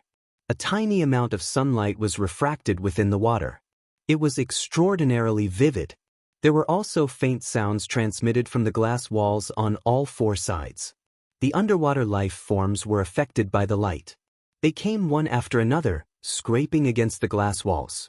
The quieter it was, the louder it was. There was one time when Xie Juanping couldn't hold back his curiosity. He shot a beam of light into the water and illuminated an alligator. Xie Juanping saw the malevolent head crash against the glass wall with a rumble. He instinctively dodged, but he collided fiercely against the other side of the wall. The collision caused tears to flow out. He became much more well-behaved from then on. No matter what, he had to walk along the center of the long underwater corridor. He even took the initiative to lower the brightness of the lighting. In the end, he arrived at the end of the long corridor without any danger. There was clearly a bend here. Xie Juanping walked to the corner, trembling with fear and trepidation. He used his wristband to illuminate it, and what entered his eyes was a thick and heavy alloy door. He looked at the series of steel bolts that came down from above, and his entire body felt unwell. Xie Juanping threw himself over and fiddled with it for a long time. In the end, he fiercely kicked the door 3 times, but only muffled thuds rang out. It was clear that the place had already been filled with water, soil, and sand. He thought of the most important matter and lowered his head to look at the signal. It seems like there's a bit. There's only a meter or 2 between here and the ground. The problem was that the water and soil layers were mixed together. It possessed an extremely powerful electromagnetic shielding effect. Xie Juanping's wristband could be considered quite powerful, but it was still very hard for him to receive a clear signal. Xie Juanping tossed and turned until his forehead was beaded with sweat. Luo Nan shifted his gaze to other locations in the long underwater corridor. He followed the electronic map on his retina and felt his way along the seemingly seamless inner wall. His actions were far too obvious. Xie Juanping, who had suffered setbacks time and time again, was attracted over. He copied Luo Nan and lightly knocked on the inner wall, but he couldn't hear anything at all. There weren't any hidden doors along the way. There's no need to break here. Those architectural designs are quite arrogant. Xie Juanping's words were very insightful. In fact, the path on the electronic map that Luo Nen obtained ended at the sealed alloy door. There were no other directions. Luo Nen also tried to remotely control this door, but this was clearly a clumsy and purely physical isolation. It was completely immune to all advanced electronic remote control technology. But he did not give up. Because there was one thing that couldn't be explained no matter what. Why didn't the other system modules in the laboratory have any reaction on the external neurons interface? Only the functions of gear and the observation deck were clearly displayed? According to various information, the route of the observation deck was set up before Yen Hong established his laboratory. Was it a natural fit, or was it a deliberate modification later? If the subsequent modifications were so ingeniously different from Yen Hong's laboratory design, was there some kind of targeting? Along the way, they had been in the most ordinary public places. It seemed that only at the end of this corridor would there be some hidden spaces. If there really was a problem, it would be here. Luo Nan pondered for a moment before decisively ending his infiltration of the laboratory's system modules. He withdrew the heavily chained crow. It was worth mentioning that the external neuron had a higher priority with his mental connection. Once the heavily chained crow retracted, the external neuron transformed back into a long line of electricity and returned to his brain. Love go, small saint neku, what an inconceivable object. Luo Nen shook his head. He didn't want to waste too much time on this for the time being. Instead, he operated the heavily chained crow and drove the wraith sign to sweep and slice this area vertically and horizontally. All of these physical barriers were completely meaningless to the heavily chained crow and the wraith sign. Got it. Luo Nan suddenly raised his head to look at the alloy steel plate above him. 95% of the material that formed this underwater corridor was tempered glass. Only the two ends were fixed with metal. Normally, no one would pay attention to this.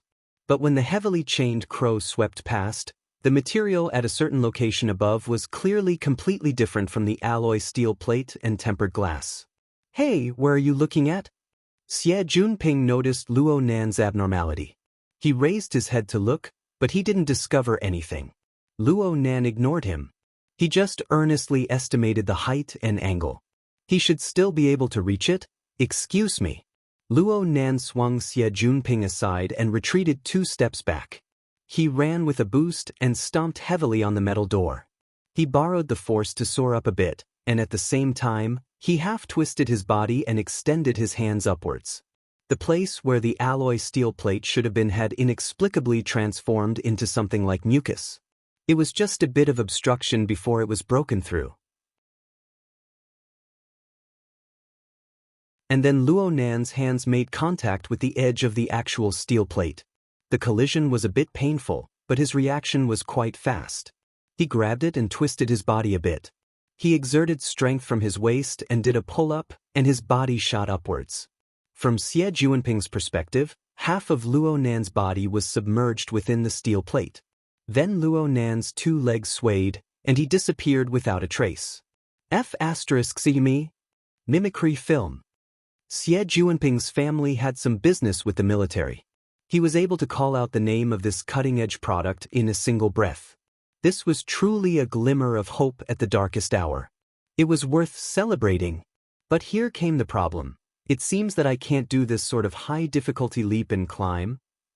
Even with Luo Nan's help, Xie Junping still wasted at least 10 minutes in order to barely pass this checkpoint that tested his control. And when he truly made contact with the space above, he couldn't help but curse, "Oh my God." So the secret passage was waiting here. Indeed, this was a narrow passageway that didn't even reach a meter in height and width. One needed to bend their knees and crawl in order to pass through. It was completely different from the entire route they had taken before. What happened to the designer's pride? This place should have been opened later. It's different in front. Luo Nan had already done some scouting while Xie Junping was wasting time. He led people to crawl over right now, and soon they displayed a completely different style. When the horizontal narrow passageway ended, the structure suddenly flipped upside down. It became a vertical space. Though it wasn't very spacious, it was more than enough to accommodate 2 people at the same time. Most importantly, it was much more comfortable. Under the illumination of the light, a wooden stone staircase spiraled upwards. Though there was light shining down, they still couldn't see the end. They touched it. It was very moist, but it was very clean. The 2 climbed up the staircase. Xie Junping touched the inner wall with curiosity. It looks like tree bark. Hey, look at this position. Don't tell me we're inside a withered tree in the sandbar? Maybe. Luo Nan responded. The tree body should be filled with some sort of bionic material. It looks like it's close to decay, but it's actually extremely tough. This is a treehouse. The symbolic plant of the withered tree sandbar is a treehouse.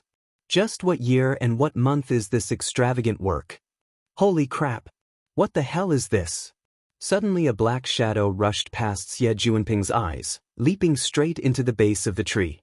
The shadow itself wasn't that big, but its speed was quite fast. It was unknown which path it took, but there was a faint sound of water. Then there was no more sound.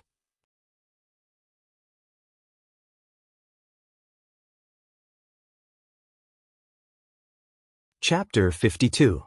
Genius in 1 second. Remember Love Go? Speak, Net, providing you with wonderful novels to read. Xie Junping was frightened by the shadow and nearly fell down. He cut an extremely sorry figure, but he couldn't help but curse. Love Go, small, speak, Net. Luo Nan could see quite clearly due to the senses of the heavily chained crow. It's an animal from the swamp. It seems to be a muskrat. Are there any other entrances and exits besides the path we took to enter? Muskrats were a relatively common animal in the wetlands of Acumen College. Adult muskrats were 30 to 40 centimeters long, and their tails were 20 to 30 centimeters long. The one that just flashed past was much smaller. It seemed to be underage, but its movements were quite nimble. Xie Junping grimaced in pain. This place hasn't been idle for a year or 2. I'm afraid it's long since become a bird's nest or something. Be careful not to step on bird shit. He spat out the last word halfway before he forcefully swallowed it back down. The illumination beam just so happened to cut into a spacious area. One could see that the ring-shaped chair made the most use of the space. There were 2 stools placed casually. There were wall lamps embedded in the walls of the tree hole. There were also a few exquisite wall-hanging bookshelves and decorations. One could tell with a glance that this was a resting room. How big could a tree hole be? The usable area before their eyes definitely didn't exceed 3 square meters. It really couldn't even fit a bed. But the exquisite layout made the most use of the characteristics of the ring-shaped space in the tree hole. It gave off a rather relaxed and leisurely feeling.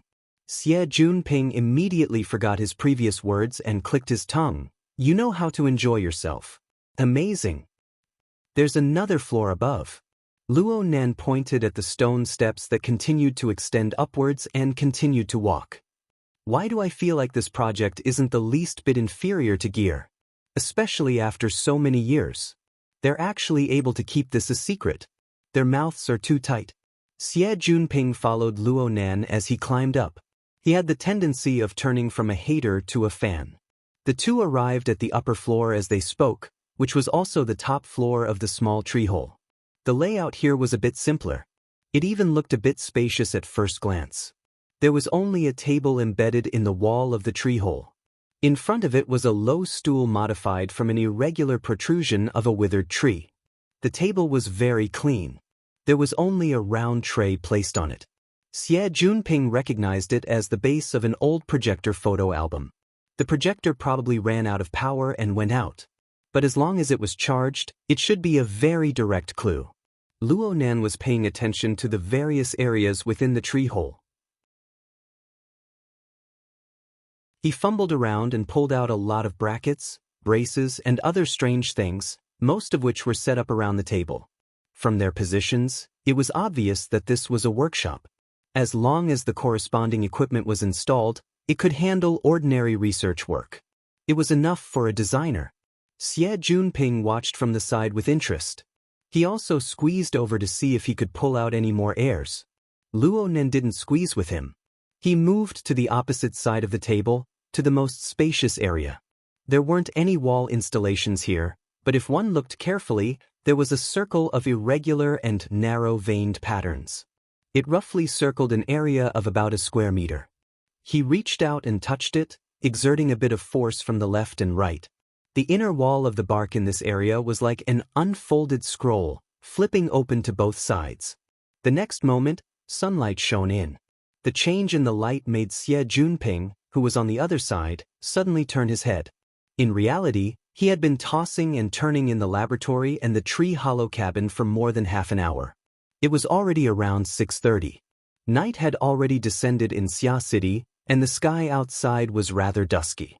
Within the gloomy wetland jungle, several hundred meters away, only a vague silhouette could be seen. It was impossible to see clearly with the naked eye. But Luo Nen didn't know why, but he had a very good feeling at this moment. Perhaps it was because he was on the observation platform? The information given by the designer of gear was already thoroughly clear. Xie Junping suddenly laughed out loud to the side. Signal! There's a signal! Luo Nen didn't pay attention to him. He continued to survey the distant gear through the observation window. The blurry scenery with the naked eye didn't count for much. His mind still contained the elevation and floor plan of the building, as well as the intuitive impression he had of a corner of the building. When all the elements converged together, Luo Nen suddenly felt that the distant building was like a civilization of the previous generation that had been washed away by time. Only a rusted outer shell was left behind in its confrontation with the mighty forces of nature, heavy and ancient. Traces of an unruly industrial order could be seen on every corner of the building. It was incompatible with the hazy natural environment, but a compromise was finally achieved within this boundless darkness. This sudden feeling made Luo Nen open his notebook in an instant. He used a fluorescent pen to draw lines, capturing the intuitive impression that assaulted his face. After Xie Junping cheered, he turned his head to see Luo Nan's actions. So this person really did have a drawing fetish? But he felt a bit relieved in the blink of an eye. A person who was obsessed with a certain hobby like this shouldn't be a cold-hearted fellow. Xie Junping walked back with light hands and feet. He stuck his head out to take a look and saw that the surface of the paper was filled with simple and crude lines. If he didn't know the subject of the depiction beforehand, he absolutely wouldn't have connected Luo Nan's sketch with the jungle and the building before his eyes. But when the direction of the sketch became clear, he unexpectedly felt that it was quite interesting, especially the structure that seemed to distort within the waves of water. It seemed to manifest some sort of incorporeal power. All right, let's not call it Picasso. How about Van Gogh? Luo Nan's sketch was drawn with a quick hand. He quickly closed his notebook and sighed in satisfaction. Luo Nen already had an even stronger interest in this building. He couldn't help but ask, "Who's the designer of this place?"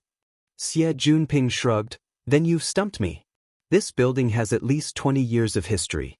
I was still a little baby when it was built. You weren't even born yet. However, everything is fine as long as there's a signal. The AI will certainly have the relevant basic information." Xie Junping's previous experience of crying out for help had clearly suffocated him badly. He gnashed his teeth as he connected to the internet and asked for temporary authorization from the student council. From this moment on, he held absolute power over this damned laboratory. Sooner or later, I'll stuff that old bastard Yenhong in there. I'll let him have a good taste. It doesn't matter which gutter he hides in. Xie Junping finally restarted the various system modules he had experimented with during this time. He searched for relevant information and found the original design that had been stored in an electronic file, including the designer's signature. He used the powerful function of his wristband to create an AR effect, causing an image to appear out of thin air. Independent designer, Bo Qingwen. Wow, look at this signature. It seems to be a woman. The handwriting is very beautiful. Xie Junping turned his head to size up the furnishings in the treehouse. He didn't see any particularly obvious female style, but the exquisite and comfortable design of the resting room on the next floor seemed to be able to verify this. Xie Junping became a bit excited, but he didn't receive a response from Luo Nan. He turned his head to look, but he saw Luo Nan staring at the designer's name displayed on the holographic screen, as well as the handwritten signature. Luo Nan didn't move an inch. Luo Nan's breathing seemed to be completely frozen along with the surrounding air.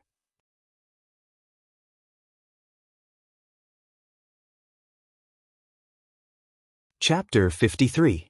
Genius 1 second. Remember if you want to go? Speak, Net, providing you with wonderful novels to read. Junior Nan? Xie Junping called out in a probing manner, but he still didn't receive any response. Luo Nan stood in place in a daze. He finally moved after a dozen seconds. He looked around at the furnishings within the narrow space once more. It was just that the coordination between his head and body seemed to have been completely lost. He was as stiff as a rusty machine. It was as if he could exhaust his last bit of battery at any moment and die here eternally. But in the end, Luo Nan was still able to control his body. He held onto the inner wall of the tree hole and slowly walked down the stairs. His mind was in a trance, as if he was sleepwalking. Xie Junping wanted to follow, but he stopped after some thought.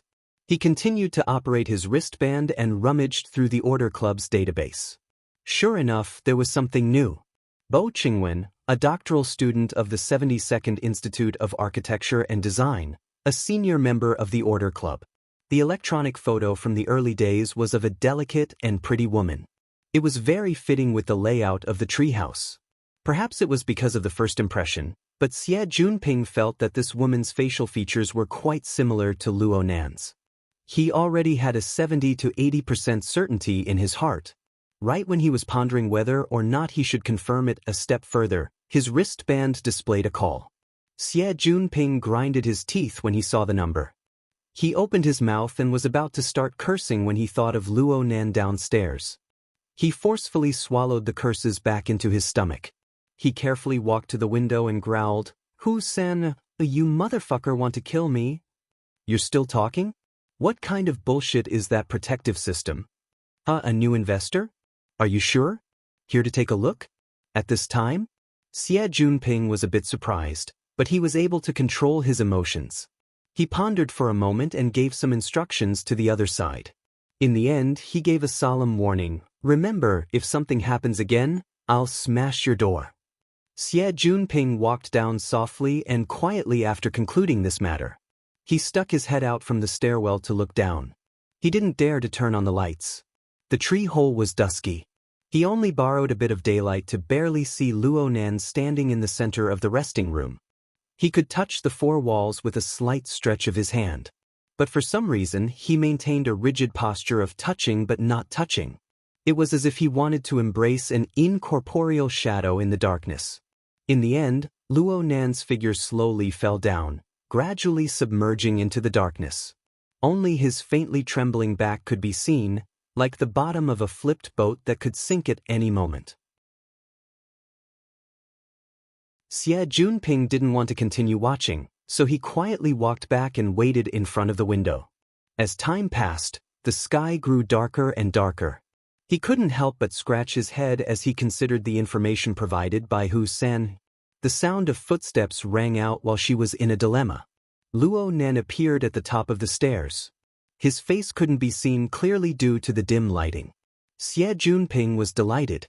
He was just about to open his mouth when he discovered that Luo Nan wasn't paying any attention to him at all. Luo Nan was still like a wandering spirit. He walked all the way to the open table and hesitated for a moment. In the end, he extended his arm over and picked up the base of the round plate on the table. He entered into a daze again. Let's wait a little longer. Even Xie Junping's breathing slowed down. He just hoped that Luo Nan would return to normal soon. "Senior, I'll have to trouble you with something." The sudden voice startled Xie Junping. Truthfully speaking, he really wasn't used to Luo Nan's gentle tone. Moreover, Luo Nan's voice was a bit hoarse and nasal. Could it be that he was crying? There was a subtle mismatch between the Luo Nan before his eyes and the Luo Nan in his memories. Xie Junping was a bit stupefied, but Luo Nan taking the initiative to communicate with him was a good thing. He went, twice and hurriedly responded, "Go ahead. Go ahead. Love go, little, say, net ku, I've already submitted an application to the Order Club. I'll have to trouble Senior to approve it. Okay. No problem. This was the reason why Xie Junping dragged Luo Nan over. Naturally, he had prepared this long ago. Right now, Junior, you're a new member of the Order Club. Including you, the club currently has a total of 13 members. Of course, you don't need to worry about the others. They'll be expelled from school at the very least. It's just a few procedural requirements for the club's operations. You'll need to put in a bit of effort for the next 2 days. I'll accompany you for a lap. Xie Junping's head was lowered as he spoke, but he suddenly felt that something was wrong. He raised his head and saw Luo Nan turn to face him, bowing over 90 degrees. Xie Junping was so shocked that he nearly fell out of the viewing window. He hurriedly helped Luo Nan up. Oh my! Junior Nan, what are you doing? Luo Nan looked straight at Xie Junping's face and spoke softly. Today, Senior took the initiative to introduce me to the club. Only then did I have the chance to know that my mother still had this work gear when she was alive. I was even able to see her former residence. Xie Junping was a bit embarrassed. This is a coincidence. It's not like this. My mother had already passed away when I was born. Before I could remember anything, my grandfather had gone mad and my father had left. My other family members didn't know much about my mother. Therefore, 16 years of time couldn't compare to today's understanding of my birth mother. No matter what Senior did in the past, Luo Nan, will never forget this favor. Luo Nan spoke in a genteel manner, but each word was solemn. Each word was true. Xie Junping really couldn't stand this proper and serious attitude. Plus, he felt that Luo Nan's current mental state was a bit abnormal. He pondered for a long time before finally asking cautiously, "It really is Auntie?" Luo Nan nodded slightly. He didn't know what method he used, but he charged the projector photo frame with electricity. Right now it could be turned on normally, displaying a picture of a woman in her daily life. It seemed that she was right under this withered tree. Back then, the water level of the wetlands had yet to submerge the sandbar. She was dressed in simple and casual attire. She leaned lightly against the withered tree, pointed at the camera, and had a bright and radiant smile. She was a bit more lively and vivid than in the file photo, and she possessed a unique sense of self-confidence and sharpness. Xie Junping didn't feel good in his heart when he thought about how such a talented and beautiful woman had died young. He didn't know what to say for a time. He could only console her dryly. Auntie passed away early. She didn't leave many things behind. Junior, you were able to find this inheritance. This is a great thing. You should be happy. It was only at this time that Xie Junping suddenly remembered. The Luo Nan before his eyes was only a 16-year-old youth. After stripping away his usual cold and hard outer shell, what was revealed was only a heart riddled with scars because of the death of his father and mother and the shattering of his family.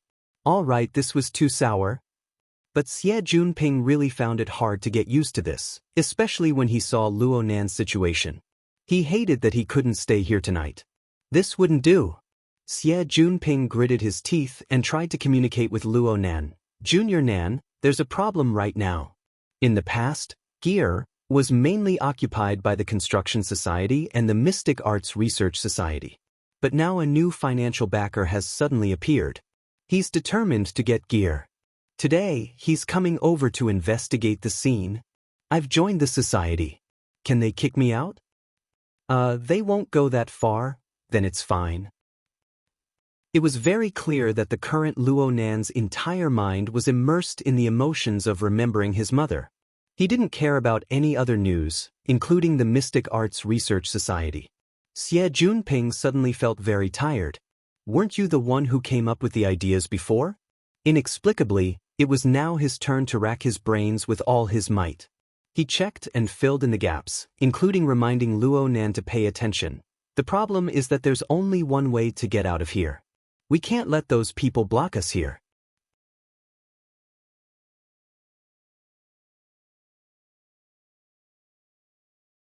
Chapter 54. Genius 1 second. Remember if you want to go? Sure, Net provides you with wonderful novels to read. Luo Nan was stupefied when he heard this. He finally understood the most crucial problem. He looked around the treehouse and was silent for a few seconds before he finally made a decision. Let's go back first. Looking at the projection album in his hand, he hesitated for a long time before putting it back in place to avoid destroying the original layout of the treehouse. He then closed the bionic bark on the viewing window to make sure that no one would discover it. Luo Nan's gaze turned to Xie Junping after he finished doing all this. Xie Junping immediately raised his hand and swore, "I will absolutely not mention the treehouse to outsiders.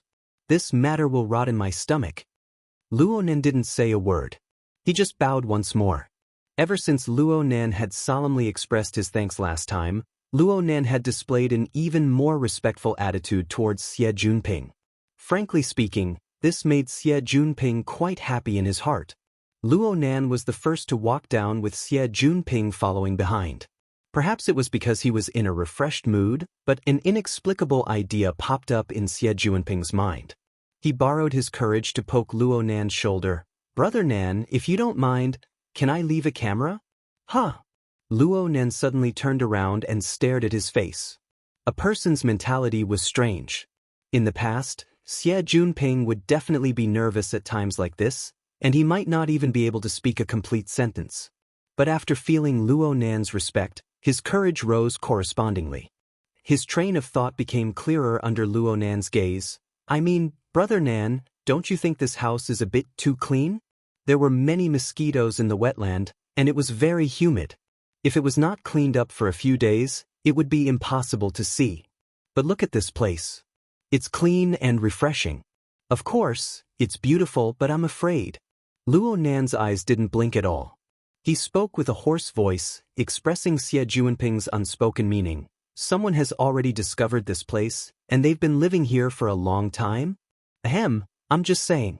Love go, small, say, Netco after all, there's an 80% chance that Gear's AI cleaning system won't be able to reach here." Luo Nan didn't speak again, but his gaze drifted a bit. It was unknown what he was thinking. After a few seconds, he turned around and slowly walked down. His fingers were stuck to the inner wall of the tree hole until he reached the beginning of the stone steps. "It's here. There used to be a door here, but now it's been filled with bionic materials and sealed." Xie Junping shone the light on the surface and observed it for a while before agreeing, "Maybe this is a normal door left behind when the sand continent was still around." Then the water level rose and it was destroyed. "The water level is rising." Luo Nan's voice grew hoarser and hoarser. It was as if a blade was stuck in his throat. It became more and more difficult for him to speak. "When did the water level rise?" Xie Junping went online to search for information. Around 1987. At that time, the underground rock strata had ruptured, and an underground river had changed its course, causing the average water level of the wetland to rise by nearly half a meter. The lake area where the withered tree sandbar was located had risen by a full 7 meters. 87 years. It seemed that senior sister Bo Qingwen had died due to a difficult childbirth, which happened 80 years ago. In any case, it was impossible for her to remodel the tree whole 7 years later. Once his thoughts were sorted out, Xie Junping hissed, "There really is someone." "Yes, there really is someone." "Who is it?" Luo Nan responded with a hoarse voice. He slowly bent down and touched the narrow secret passage that was clearly excavated later. Xie Junping came to a realization. There was also this passageway. There was a 99% chance that it was excavated at the same time as the ceiling of the door.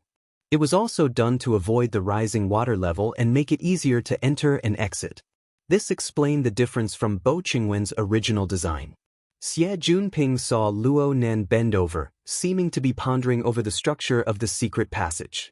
He shone a light beam to make it easier for Luo Nan to investigate.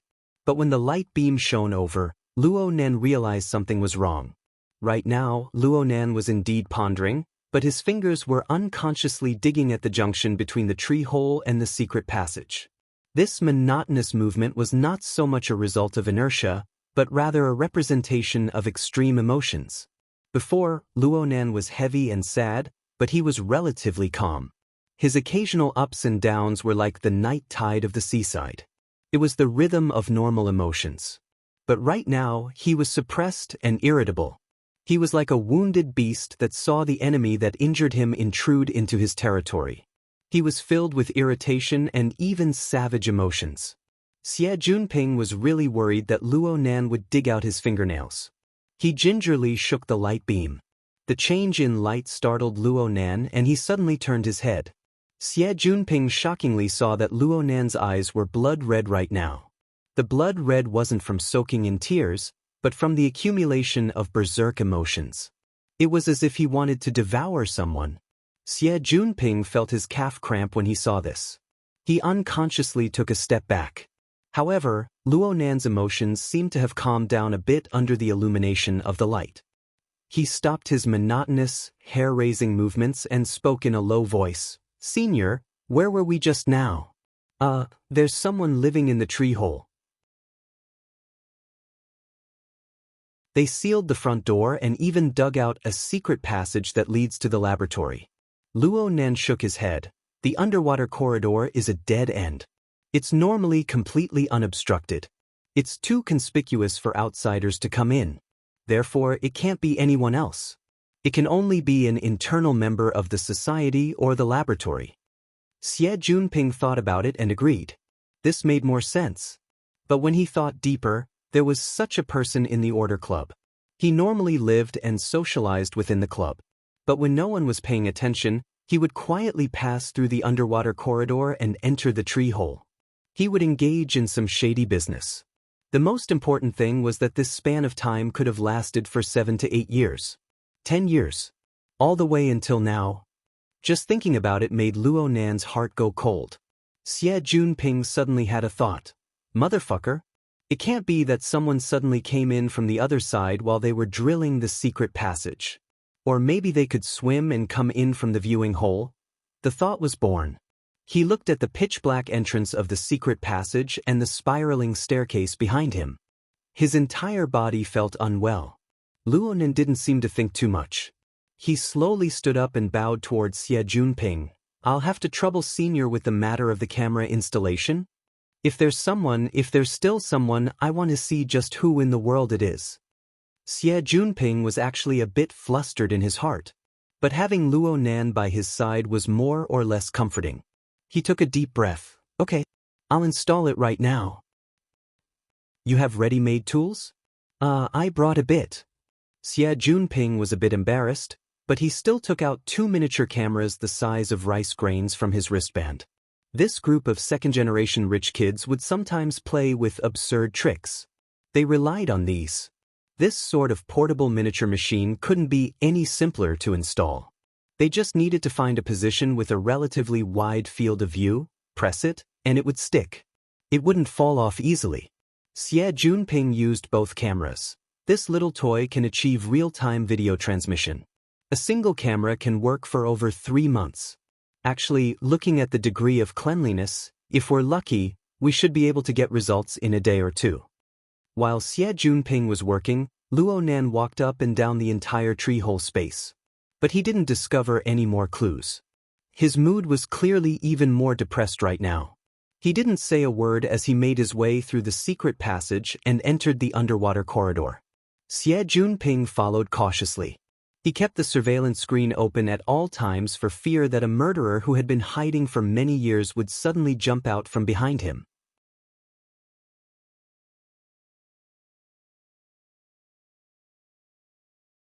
Chapter 55. Genius 1 second. Remember if you want to go? Sure, Net provides you with wonderful novels to read. Jumping down from the secret passage, Xie Junping looked up. The camouflage film blocked his line of sight perfectly, making him look like a piece of alloy steel. Who would have thought that there was a short and narrow secret passage that led to this strange tree-hole space? Luo Nan didn't say a word.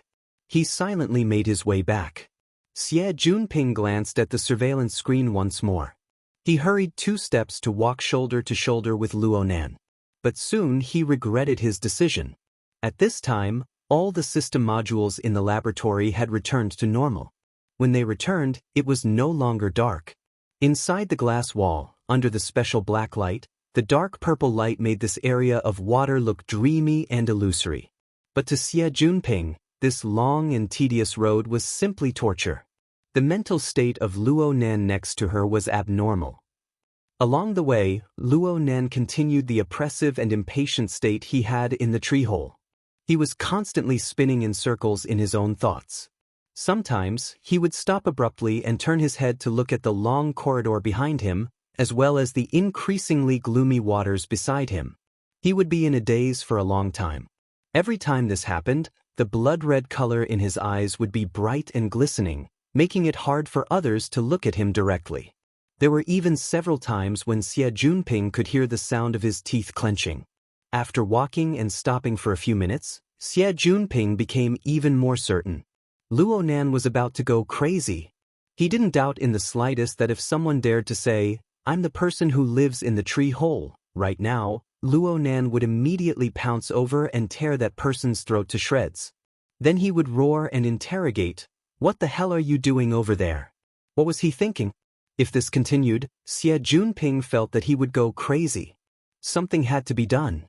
Xie Junping racked his brains to recall some of the communication classes he had attended. He tried to think of a way to express himself. After hesitating for a while, he finally said, "Junior brother, do you know very little about Auntie?" Luo Nan was clearly stupefied. His circle of self had been broken, and this power came from the nostalgia he had for his mother. This wondrous emotion was like a surging river that washed over his heart. It was slightly painful, but it wasn't bad. A long time passed before Luo Nan nodded. "Yes, very few. There's a way." Xie Junping was overjoyed and continued, "Auntie doesn't have any relatives?" Luo Nan continued to respond, "My mother was a war orphan. She grew up in an orphanage." Xie Junping almost choked, but after calculating the time, Bo Qingwen was indeed born before the Third World War. There were many such situations in that generation. No matter what, the conversation had finally begun. "Is it in the local area? If you want to gather more information, Junior, I have some power in Xia City." Xie Junping took charge again, and the results were actually pretty good. Luo Nan bowed towards him. "Thank you, Senior." Here it comes again. She felt that Luo Nan was like a person from the previous century. Or perhaps he acted completely according to the patterns of the books. Perhaps this was the case. It was just that his cold face matched well with his actions, giving people the illusion that he was relatively mature. Thinking of this, Xie Junping was even more confident about this exchange. He waved his hand and said, "Actually, I really admire Auntie. To be able to single-handedly design gear, and even after more than 20 years, people are still fighting over it. I even thought it was the masterpiece of some great master. This is also the first time I've heard of it." "Then, Brother Nan, what did you know before? Didn't your family mention anything about Auntie?" The sudden silence nearly made Xie Junping think that he had outsmarted himself. But in the end, Luo Nan still opened his mouth. "Mom passed away before I was born. You said it before." Hold on. Why did these words sound a bit strange? Before Xie Junping could think it through, he heard Luo Nan speak. "Mom and him met at Acumen College. They went together to the wilderness and met up with my grandfather. At the time, my aunt had a terrible relationship with them. She knew very little." Luo Nan's words were a bit incoherent, and there were some subtle references. Xie Junping was able to understand after combining the information he had gathered before. Luo Nan's parents probably met and fell in love while studying at Acumen College. They went together to the wilderness to assist Luo Nan's grandfather in his research. And at the time, Luo Nan's current guardian, his aunt, didn't have a good relationship with his family. She didn't know much about the relevant circumstances. It was naturally hard for Luo Nan to obtain relevant information about his mother when his grandfather was insane and his father was missing. Luo Nan subconsciously reached out his hand as he spoke. His fingertips made contact with the glass wall, emitting a muffled sound of friction. "I only knew one thing about my mother since I was young. She passed away before I was born." It was these words again, and a strange feeling emerged once more. Xie Junping pondered back and forth twice before he finally realized what the problem was. How could she have given birth to a child when she was already dead? He had heard that in the past, when medical conditions were relatively backward, there were cases of misfortune and dystocia. The mother had already passed away, but the child was still preserved. Luonan was probably like this? Xie Junping believed that he had understood the crux of the matter. He was just about to continue the topic when he saw Luonan pull out a highlighter pen from his black notebook. He drew an oval-shaped cabinet on the glass wall. A slender silhouette of a person sat next to it. The lines of the drawing were simple to the extreme, but the content expressed was extremely straightforward and clear. "This is my mother." Luonan's voice was strangely gentle. "I've never seen her with my own eyes, but I've heard people say that this is how she gave birth to me." Xie Junping was a bit confused. "It said that it was June 80. I was 7 months old. I was in my mother's stomach. The base was in chaos, and my mother was heavily injured. She sealed off the laboratory and used the only health pod inside to save me. I'm here." Luonan drew a small circle on the oval, which was the center of the health pod. Xie Junping opened his mouth, but no sound came out. Actually, he originally wanted to ask how a fetus was placed in the health pod inside the stomach. But when the words reached the tip of his tongue, he suddenly understood the tragic process. He was stupefied in place all of a sudden. Luonan lightly pressed the edge of the silhouette. His tone was still so gentle that it was frightening. "I can't see her, but she's always been here. This is my mother." Xie Junping looked stupidly at the fluorescent lines. He didn't know how to respond for a time. Luonan walked forward and changed to a different area. He drew a few more lines, borrowing the illumination of the black light to form an oppressive shadow. At the front of the shadow was a prison-like structure. The person sat upright inside, and next to him was a small figure. 3 years later, my grandfather was sued, imprisoned, and went crazy. The laboratory was gone, the experimental materials were gone, and the research results were gone. At this time, a certain someone was gone as well.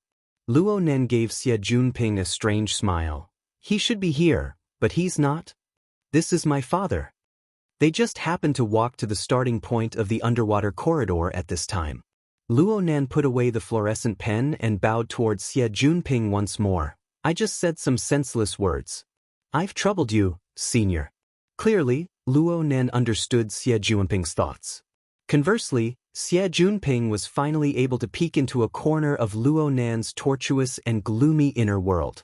Moreover, Luonan's emotions were clearly much calmer. This could be considered a contribution. Xie Junping let out a secret breath. Right when he was about to respond, the voices of people came from not too far away. 7 or 8 people crowded into the surrounding resting area of the underwater corridor. Some people even greeted Xie Junping. "Brother Ping, we're here."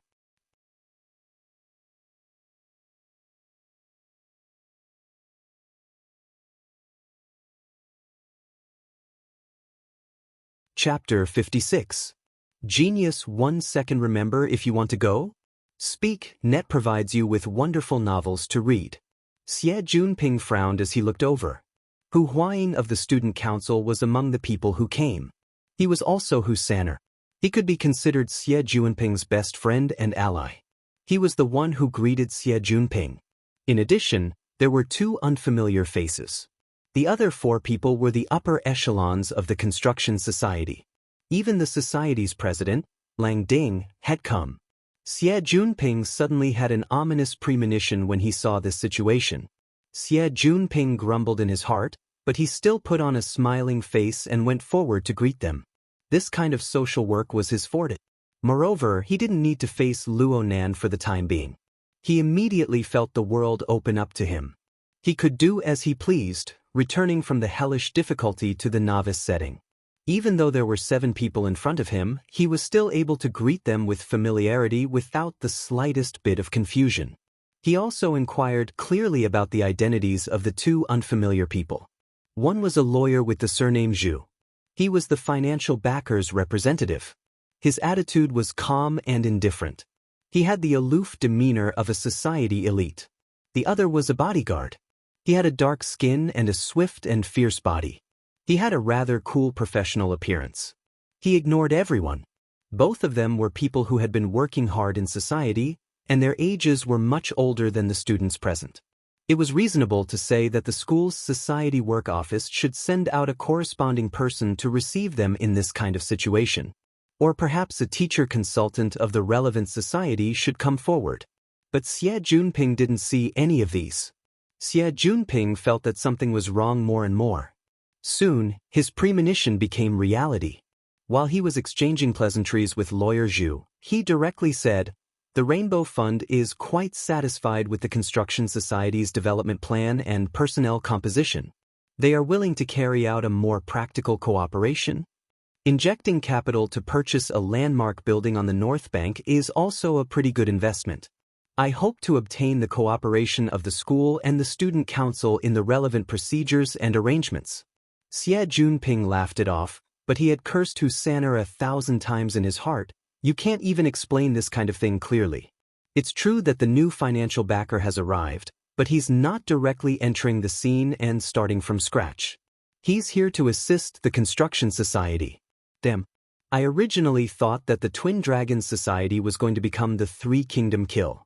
But looking at the situation, it was clearly one-sided. He grinned.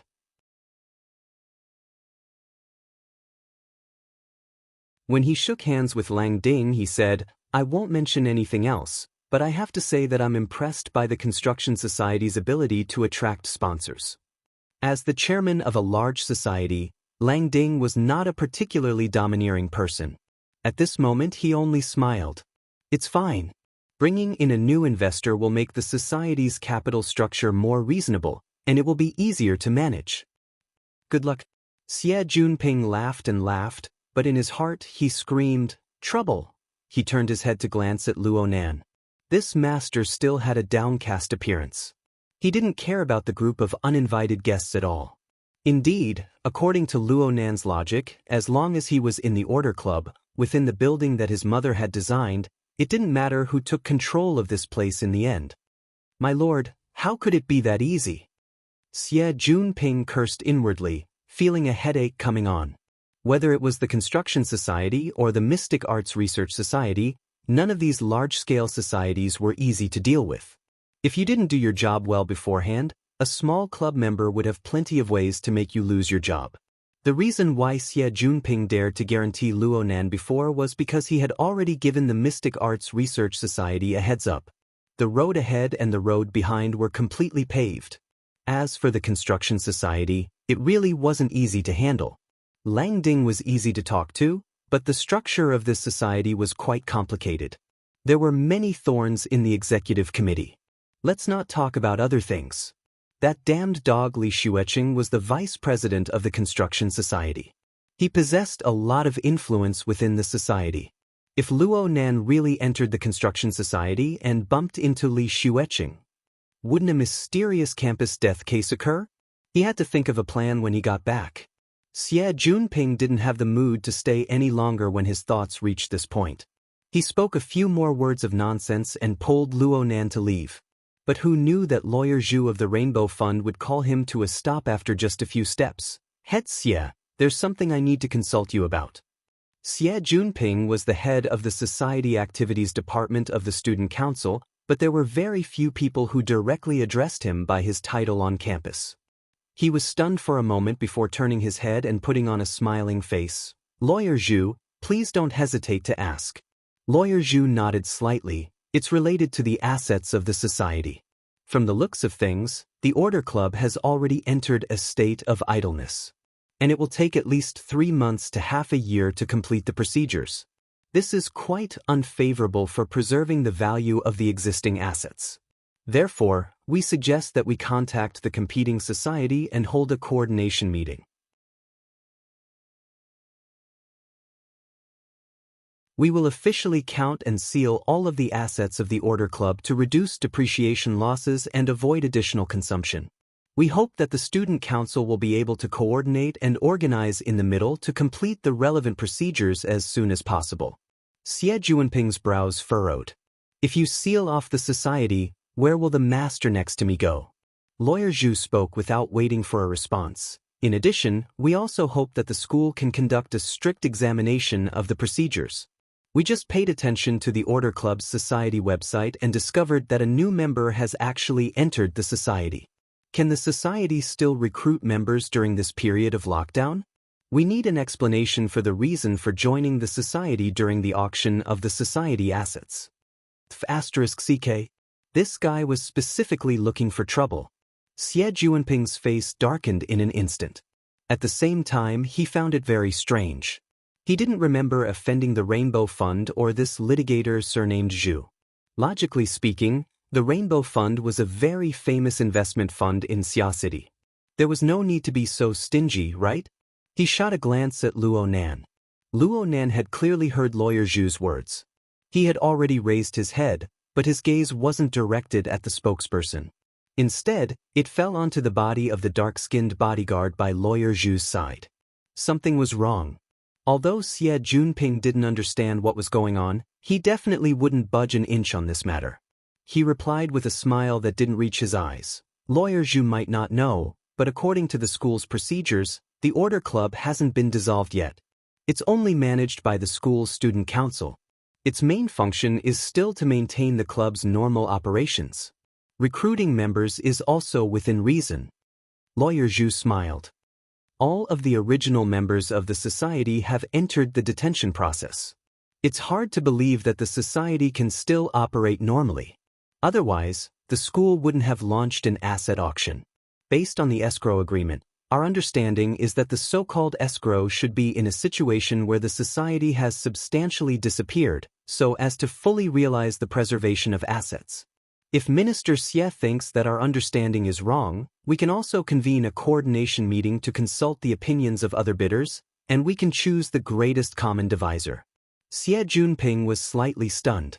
He really didn't have the guts to hold that coordination meeting. Lawyer Zhu's gaze shifted to fall on Luo Nan's face.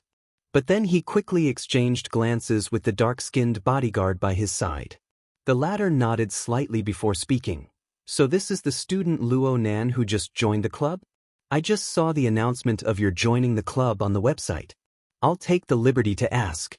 What's your reason for joining the club?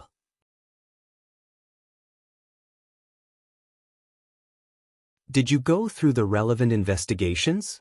Did you have an understanding of the Order Club's circumstances before joining the club? Luo Nan held his notebook in his arms when faced with this interrogation. He was cold and quiet, not uttering a single word. But Xie Junping couldn't bear to watch. He shouted, "Hey, hey, hey! That's 3 sentences already. If you want a reason, ask me. Who knows better than me?"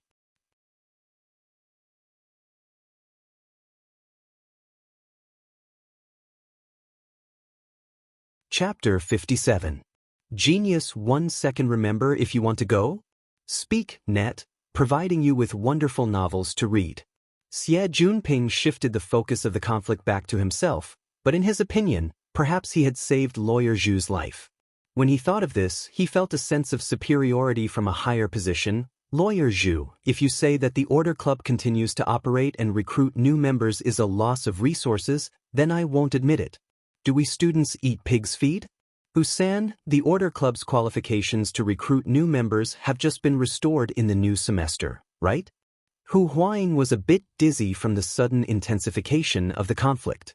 Xie Junping had already dragged him into the water, and their many years of alliance hadn't been in vain. He immediately nodded. It was restored on September 1st. Xie Junping was fully aware that this was a sign of a lag in the execution process, but he treated it as evidence and threw it at Lawyer Zhu's face. Perhaps Lawyer Zhu doesn't understand the internal situation of the school, so I might as well inform you. In the past few years, the Order Club has been courting disaster. Aside from last year's financial problems, there was also an experimental accident in 1993, and their membership qualifications were revoked. But this qualification was officially restored on September 1st this year. What does this mean? It means that the school still hopes to give the Order Club a chance, to let this old club that has existed since the school's founding preserve a bit of its mark. Even if it can't escape the fate of merging in the end, It won't completely disappear. At least there's still a legacy. Xie Junping originally didn't believe these absurd words, but the more he spoke, the more excited he became. He was even a bit moved. Because at this moment, he suddenly thought of Bo Qingwen. He thought of this talented female senior who single-handedly designed gear. After leaving behind her iconic work, she left for the distant wilderness, and then perished in such a tragic and stirring manner. A club that once possessed such an outstanding person had to leave something behind, to let people remember something. He was doing exactly this. And so, Xie Junping's voice grew louder and louder. A newcomer makes an application, and the club approves it. Isn't that normal? I see that this student's application is sincere, and his reason is sufficient. He himself is also very outstanding. What's wrong with allowing him to join the club during the escrow period? Lawyer Zhu had seen this type of expression where emotions were greater than reason many times. Young people always like to be like this. He smiled and shook his head. Reason sufficient? Can you tell me the specifics? If it was before, Xie Junping might have encountered awkwardness, but today was different. He laughed heartily. Of course it's sufficient, it's sufficient.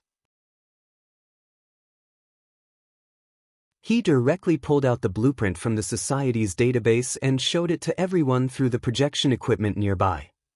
Gear, which is also the building we are in, was designed by our school's Architectural Design Institute 72 PhD student, Ms. Bo Qingwen. The final construction was completed. This is the relevant electronic file, including Ms. Bo's personal signature. There shouldn't be any problems, right? Lawyer Zhu? Lawyer Zhu felt that something was amiss. He withdrew his smile and frowned. Xie Junping's heart skipped a beat when the black-faced bodyguard beside him glared at him coldly. This guy didn't look like a bodyguard, but more like an armed gangster. However, under the push of unprecedented emotions, Xie Junping quickly roused his spirit and boldly said, "Just by relying on this one work, gear, Ms. Bo Qingwen is the pride of our school." Unfortunately, Lady Bu passed away 6 years after completing this work. Unfortunately, the heavens were jealous of her talent. After that, Gear's personnel changed, and no one remembered that stunning senior sister from back then. Until today. Xie Junping walked with large strides to Luo Nan's side. He draped his arm over Luo Nan's shoulder. Until today. Lady Bu's only son, student Luo Nan, has followed in his mother's footsteps and entered Acumen College to study. After a month of searching, he found his mother's work from back then. But he witnessed the decline of the Order Club and the lack of maintenance on gear. He was heartbroken and took the initiative to join the society, to contribute all of his strength, to let this legendary building radiate its splendor once more. Is this reason enough? Luo Nen shot a glance at the palm on his shoulder, but he didn't say anything in the end. The most difficult person to please didn't have any objections. Xie Junping's imposing manner rose with the tide. Junior Lang, Lawyer Zhu. Even though we know that the Order Club is likely to become history, Lady Bu's contributions to the school and student Luo Nan's contributions to his mother's honor should receive the school's support and encouragement. Even though this is my personal opinion, I'll say it here. If you have any objections, you can doubt it. Suing is no problem. Suing the Student Council, the Alumni Association, the Parent Conference, the President's Office, and the Board of Directors is no exception. What's fake can't be real. What's real can't be fake. I really want to see who was able to sever the flesh and blood of Lady Bu and Junior Luo Nan? Who was able to destroy the mother-son affection between them? Who was able to trample the cultural inheritance of our school into the ground and ruin it? Xie Junping's imposing manner right now was truly earth-shattering. He glared and pointed at the irrelevant people. Junior Lang? Lang Ding smiled bitterly and waved his hand. He didn't want to clash with Xie Junping. Xie Junping looked at the most talkative person, Lawyer Zhu. Lawyer Zhu's face turned a bit green. He didn't respond immediately. It seemed that he was preparing his words. How could Xie Junping give him the chance? Right now his heart was carefree, indescribable with words. In the end he just laughed out loud, put his arm around Luo Nan's shoulder, and swaggered off. This was an unprecedented victory. Xie Juanping's eyes were practically brimming with hot tears before he had even walked a few steps. This was the first time he didn't look at the teleprompter. He didn't use his built-in earphones to give a passionate speech, okay? The effects were simply explosive. It was a pity. It was a pity that he wasn't able to record it. He wouldn't be able to recollect it in the future. Hold on. Perhaps there was a way. Xie Junping turned his head and asked, Junior Nan. My image this time. Give me a drawing? Sorry. Only now did Xie Junping discover that he had forgotten himself in his excitement just now. He was still holding Luo Nan's arm and hadn't let go yet. Xie Junping immediately shrunk his neck and hastily pulled his hand back when this old man's cold gaze swept over him. Who knew that Luo Nan would give him a thumbs up in the next moment? Senior, you're eloquent. Xie Junping coughed. He wanted to be a bit reserved. I've seen this bunch of litigators many times. It's Auntie and Junior Nan who gave me the confidence. In the end, he couldn't help but grin and laugh loudly. He couldn't control his mouth in the end. Speaking of which, Junior Nan. Just give me a drawing. It'd be a pity if you didn't keep it as a souvenir. Luo Nan actually didn't refuse. He just said, I'll go buy a flexible screen first. Xie Junping didn't expect Luo Nan to respond. He suddenly received this kind of response. He was stunned for a moment before becoming overjoyed. Actually, a portrait didn't count for much. But this represented that his friendship with Luo Nan had truly entered a new stage. He immediately slapped his chest. I'll buy this. No need. Thanks. Luo Nan laughed, but he quickly restrained himself. He lowered his head and flipped open the notebook. He went to the page of the flexible e-ink screen and looked at the cracked screen. A moment later, he opened the metal ring and removed the flexible e-ink screen. He weighed it in his hand and suddenly assumed a posture of wanting to throw it. Xie Junping was shocked to the side. He instinctively went to grab Luo Nan's arm. But who knew that Luo Nan himself would stop before he could exert his strength? He faced Xie Junping with a smile. Destroying hygiene isn't too good, right?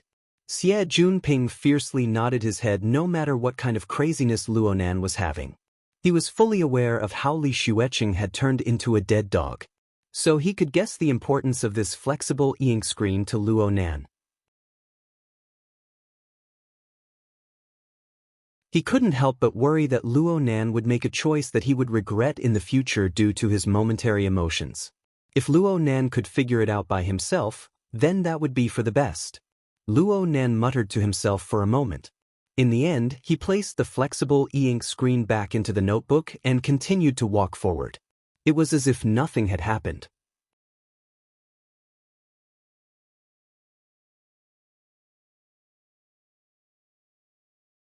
Chapter 58. Genius 1 second. Remember if you want to go? Sure, Net provides you with wonderful novels to read. Xie Juanping's luxury car sped along the high-speed magnetic track. For a rich kid like him, a phantom being sealed was just an opportunity for the other collections in the garage to show themselves. Xia City had already entered the darkness of night outside the car window. It was rush hour, but the city was rarely congested. Over the past few decades, billions of tons of soil, steel, and other special materials had been used to build the magnificent metropolis according to the will of mankind. More than 200 million people were crammed into the limited land. But it could still operate efficiently. Just like transportation. From the ground to the sky, Xia City was divided into 20 layers of transportation. They were divided into hundreds of millions of different types of transportation. Even when the traffic was the most dense, it only took about 20 minutes to cover the 40 kilometers.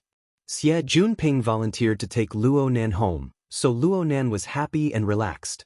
He seized this time to familiarize himself with the newly purchased flexible e-ink screen, mainly the feel of the screen and the electronic pen. As for the other configurations, they were meaningless. When the external neurons seeped into it and connected to the battery module, the familiar interface that hadn't changed for 5 years appeared in front of him. However, the gear icon that still existed in the laboratory was nowhere to be seen, indicating that the special hardware and software foundations still had a certain impact on the external neuron. Luo Nan's finger stroked the original gear icon twice, then he opened the drawing software he hadn't used in a long time. At the top of the software interface was still the image of the burning wraith, and it still looked as malevolent and terrifying as before. But after experiencing the concise and abstract lines of the wraith sign, Luo Nan felt that this sketch was truly unbearable to look at. There were many mistakes and awkwardness. Shaking his head, he directly deleted the magical sketch and replaced it with the one that depicted the entrance of the nightclub. Hey, delete this one as well. Change it to something prettier. Xie Junping just so happened to turn his head at this time. He only saw Luo Nan delete a picture, but he was unable to see the content clearly. Love Go Small Netko, however, he was very clear about what was going to happen next, so he immediately shouted. Luo Nan cast a glance at him and said in a lukewarm tone, "Pay attention to your driving. This is a high-speed magnetic track. How am I supposed to drive it?" Xie Junping put his hand on the steering wheel, but he received a warning from the car's AI, telling him to enter the conversion zone before adjusting the magnetic track to avoid a rear-end collision. Xie Junping had an innocent expression on his face. Luo Nan was disinclined to pay attention to him. He created a blank page on the drawing software and immediately put pen to paper. Xie Junping drew close with a whoosh. He saw Luo Nan use the digital pen to draw out the blurry shadows of the background. It was vaguely the internal layout of gear. Xie Junping was excited when he suddenly became stupefied. Who is he? That dark-skinned bodyguard? Why did you draw him? I've seen it before. Luo Nan sketched out the outline of the dark-faced bodyguard. He wanted to add a few fine strokes, but he was a bit hesitant. For him, this was a rather rare situation. Xie Junping was still a little unconvinced. Who is he? I saw it on the ship Lanshan yesterday.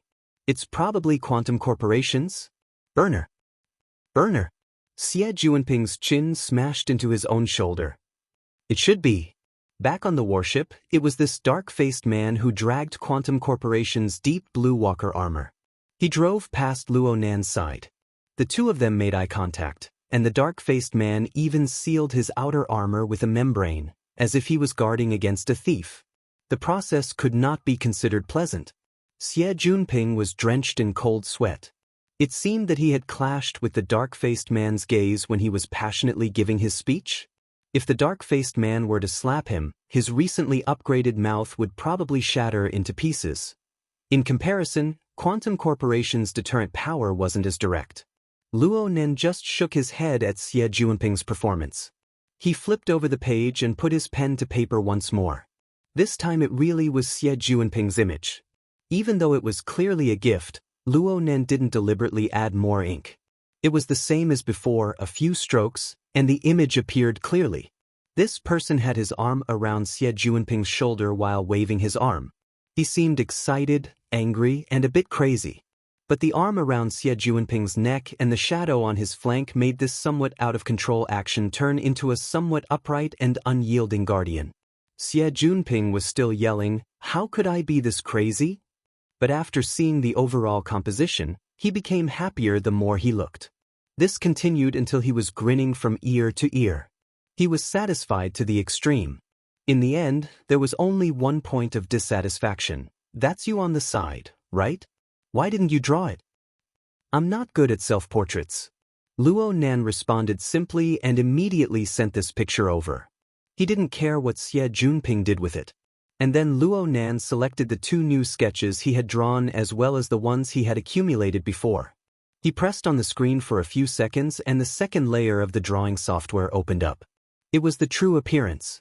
He had tried it yesterday in the confinement room of the warship and failed. Today he switched to a different machine and everything went smoothly.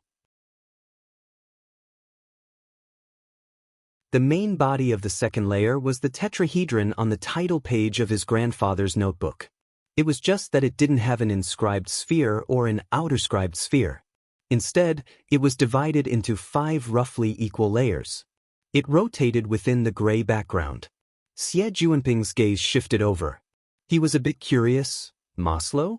This interface really did look very close to the diagram of Maslow's hierarchy of needs. This theory arranged a person's needs from low to high, from basic to complex. It was like a staircase that was arranged into 5 layers.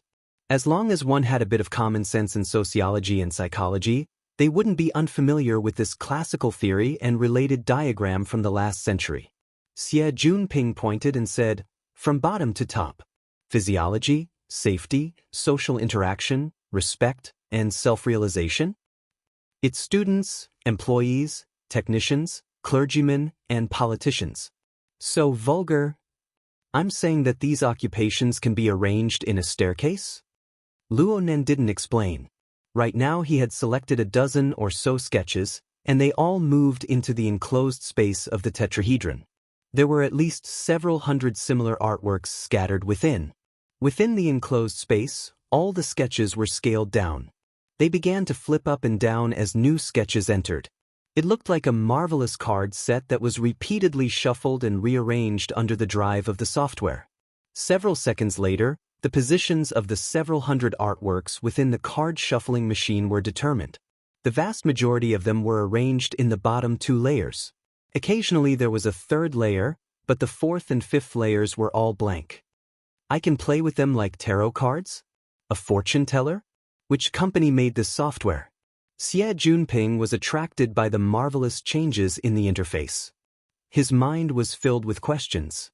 At the same time, he opened his eyes wide and strove to find his own image. It's my father's work. Xie Junping immediately became honest. He roughly understood Luo Nan's temperament now. He knew that Luo Nan wouldn't be in a good mood as long as it was related to his father. Luo Nan was much quieter for the rest of the journey. The flying car arrived at Blue Bay Community at approximately 7:15. This was a bit later than the usual time to get home. Luo Nan bid farewell to Xie Junping and walked into the community. Soon a scratching noise rang above his head. The familiar rhythm indicated that it was ink greeting him. Luo Nan didn't raise his head as he walked into the apartment building's elevator. He opened his notebook after choosing his floor and stared at the flexible e-ink screen. He stared blankly at the special interface of the 2nd floor. Then he sneered. That coward would forever shrink his head and tail even though he was declaring his existence. The drawing software was like this. The external neuron was like this. The tree-hole space. Was it like this? Luo Nen didn't know, but the burning pain in his heart could not be clearer. The elevator reached the floor and the metal door opened. Luo Nen closed his notebook with a bang and walked out with large strides. The home AI sensed his existence and opened the front door after confirming it. Luo Nen stepped inside, but he was slightly startled. The lights in the living room were on. A middle-aged lady was sitting on the sofa, handling business through her wristband. She raised her head when she heard the door open. She looked straight at him with an expressionless face.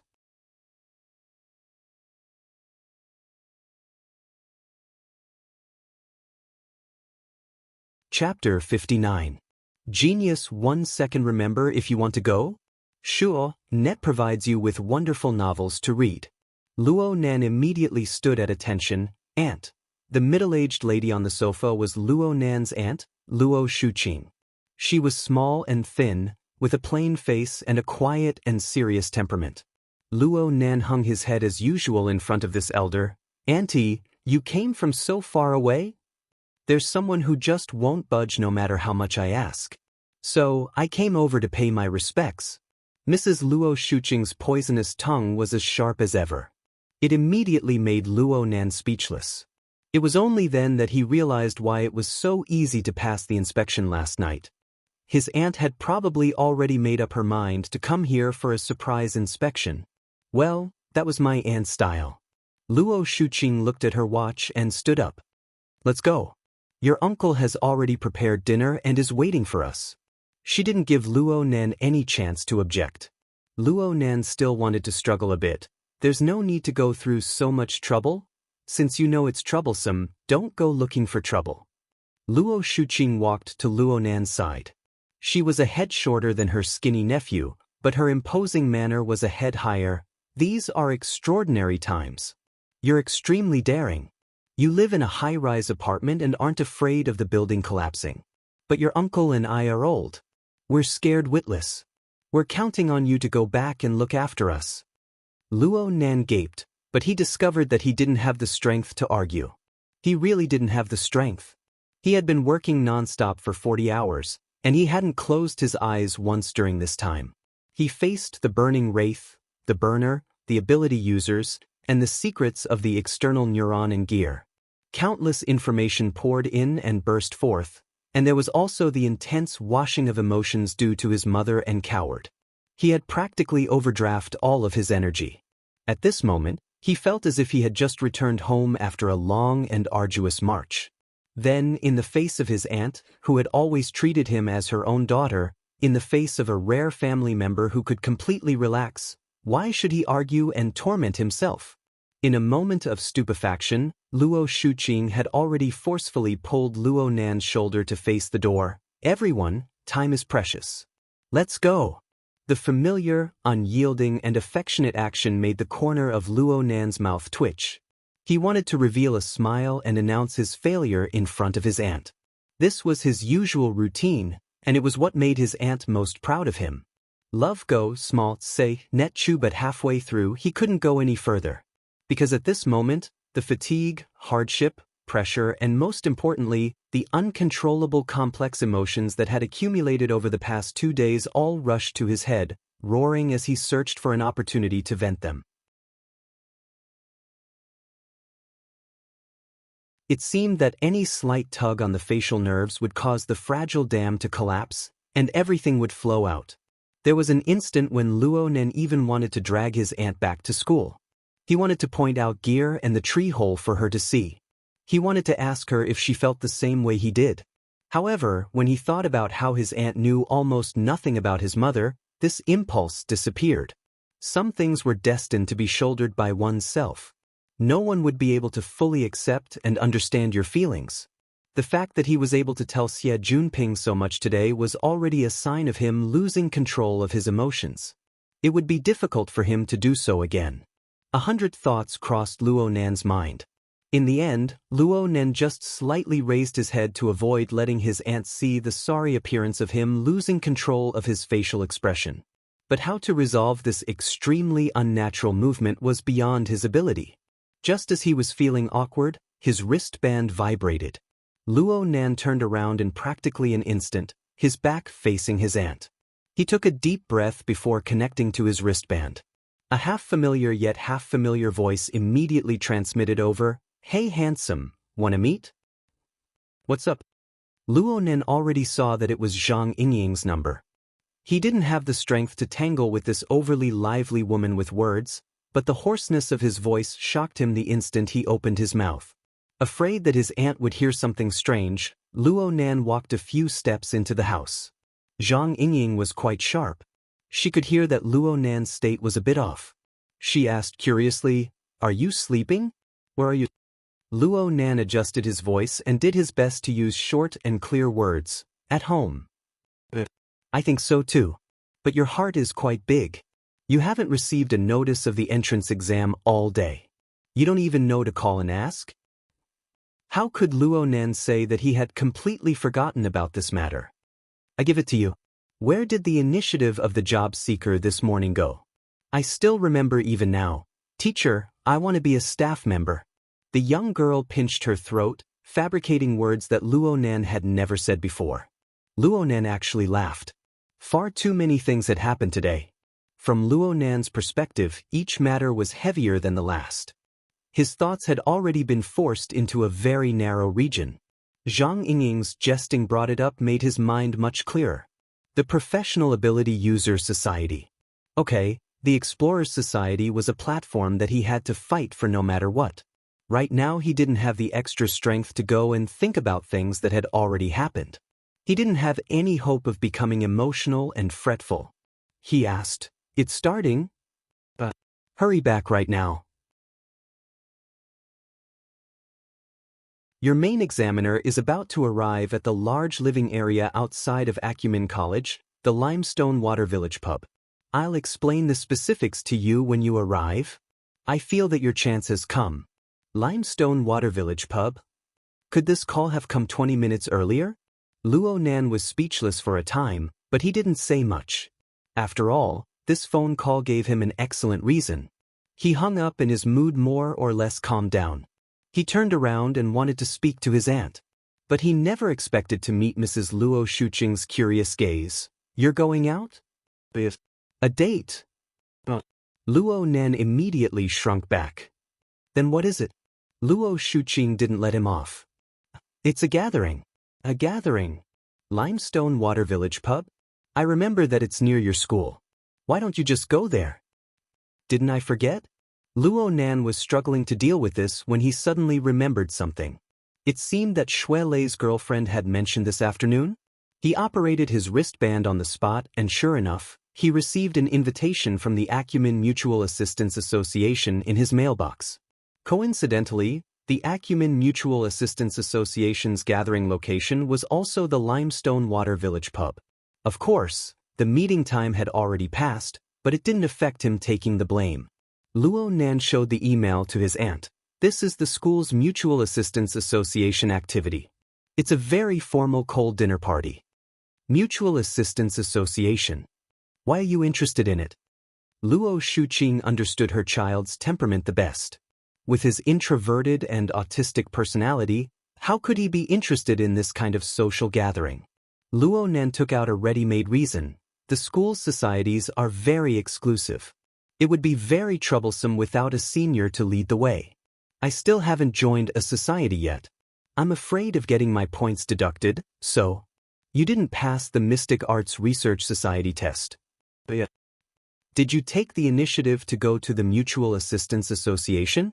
No, they came to find me. Luo Shuqing finally believed him when she saw her nephew's introverted and immature expression. She shook her head. Acumen College is getting worse with each batch. If you knew this earlier, why did you set your mind on getting in? Luo Nan was silent. Luo Shuqing still wanted to say more, but she suddenly saw Luo Nan's thin figure standing in the room. Behind him was the familiar apartment furnishings. She was in a trance as if she had gone back in time 20 years ago. He was also a young man and he was smiling at her. Her heart ached slightly. When she looked again, that high-spirited smile had already been replaced by her nephew's stiff and dull face. Silence and oppression accumulated in the doorway.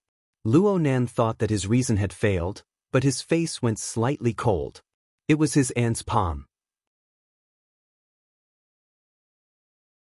She lightly patted him. "Then go tidy up a bit. The handsome boy of the Luo family can't be looked down upon."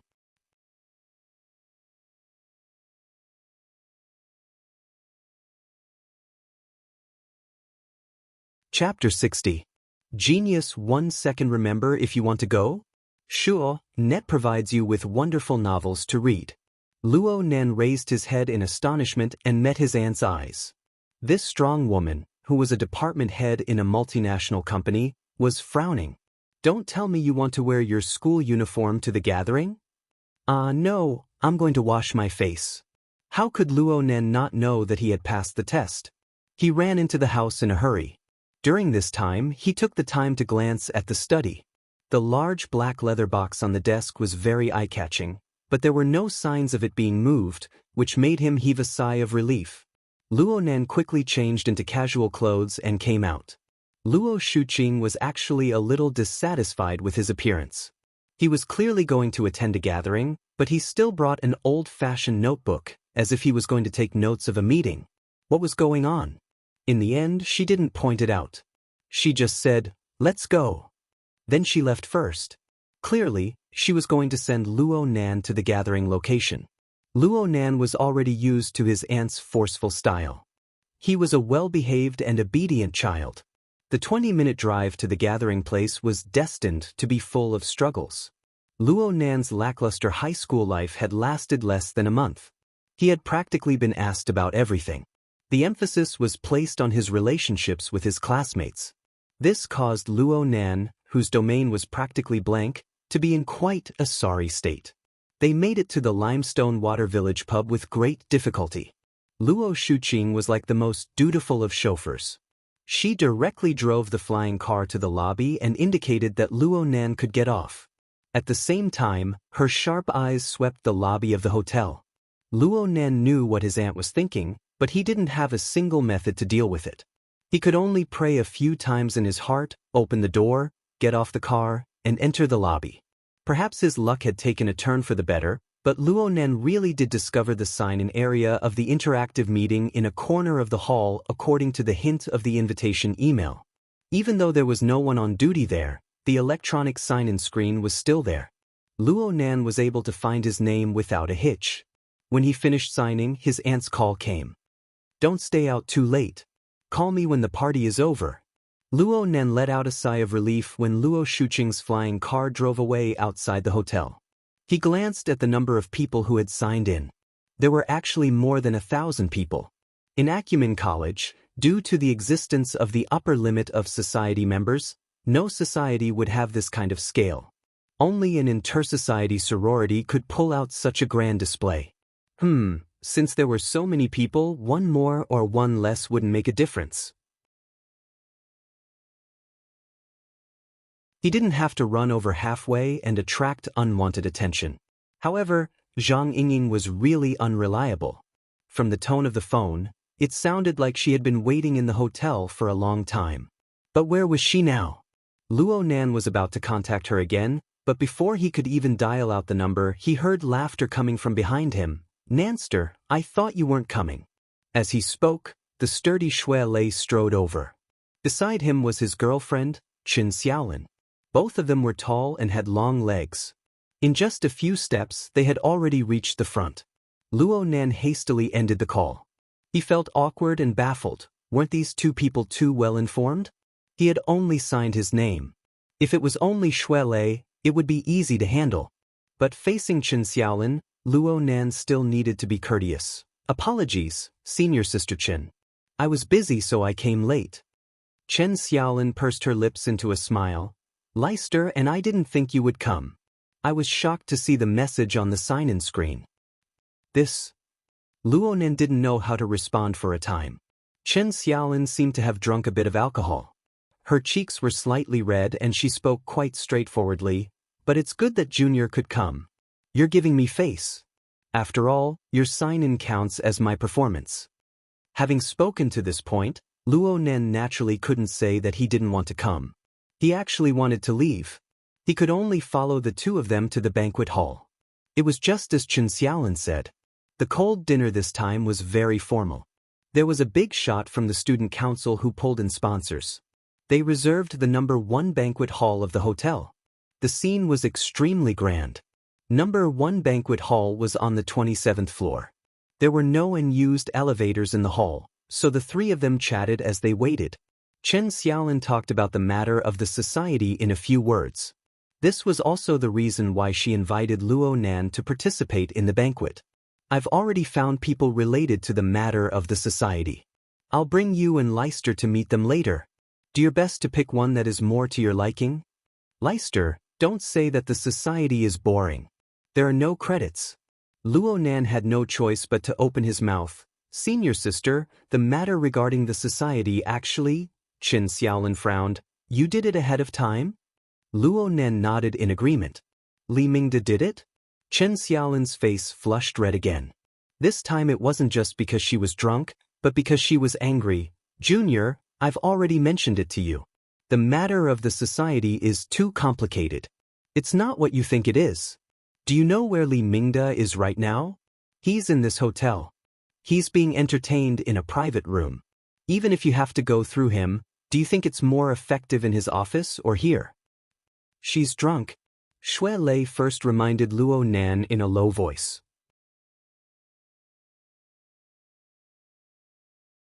Then he turned to face Chen Xiaolin and guaranteed, "Nanster definitely didn't go through the procedures with Elder Illustrious Virtue.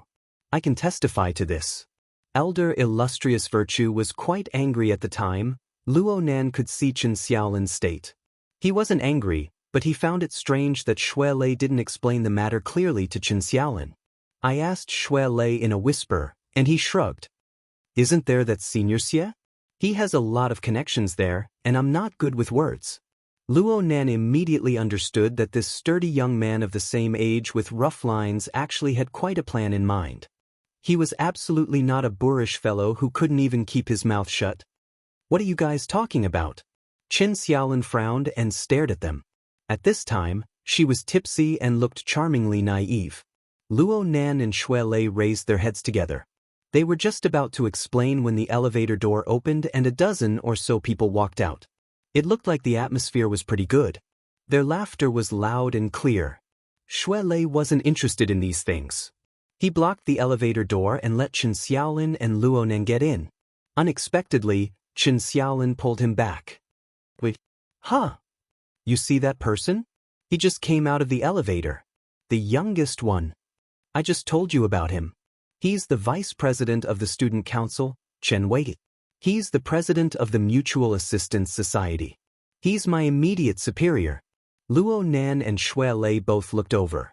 The group of people had already walked out of the hall and were chatting outside. They couldn't see too clearly due to the contrast in the lighting. But from what they remembered, there weren't many young people inside. Chen Xiaolin took a few deep breaths in an attempt to lower her tipsy state a bit. Then she reminded them, Senior Chen is an authoritative figure in the student council. His family seems to have military connections. He's quite a nice person normally because we're from the same family. Our relationship is quite good. I didn't ask him for help with this matter, but he mentioned it. It will certainly be a lot easier to handle. She was going to strike up a conversation. Xue Lei and Luo Nan's gazes locked. They could both see the lack of interest in each other. However, Xue Lei soon grinned and was secretly kicked by Qin Xiaolin's pointed high heel.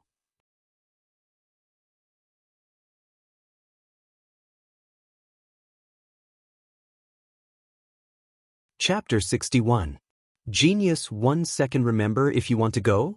Sure, Net provides you with wonderful novels to read. Look at the people that he went out with. Just the ones that I know include the heads of the parent-teacher conference, the board of directors, and the society office. These are all people that he invited to raise the standards of the cold dinner party. Even Mingda Lao Xian is not qualified to be among them. Love, go, small, netku. If you talk to him, just a few words will save you a lot of trouble. Chen Xiaolin was exasperated that Xue Lei didn't live up to her expectations. Xue Lei also frowned. He really couldn't do such a thing. Without waiting for a winner to be decided between the two, Chen Weikan and the others returned to the hall after sending off the guests who raised the standards. Seeing that they were approaching, Chen Xiaolin secretly pushed Xue Lei, reminding him to open the elevator door. Then she walked up to them and smiled sweetly. President Chen.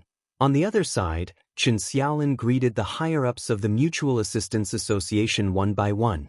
Xue Lei hesitated for a moment, but his feet didn't move. This caused him to fall behind a beat. In front of him, Chen Xiaolin turned around, and her face stiffened. Luo Nan saw that the situation was far from good, so he gave Xue Lei a push. He himself stood at the entrance of the elevator, setting up a temporary waiting mode. By the time he raised his head, Xue Lei had finally greeted the other side, but there was no more. It was mainly Chen Xiaolin who was holding the fort. The group moved towards the elevator. Chen Weikan, who was in the lead, looked really outstanding.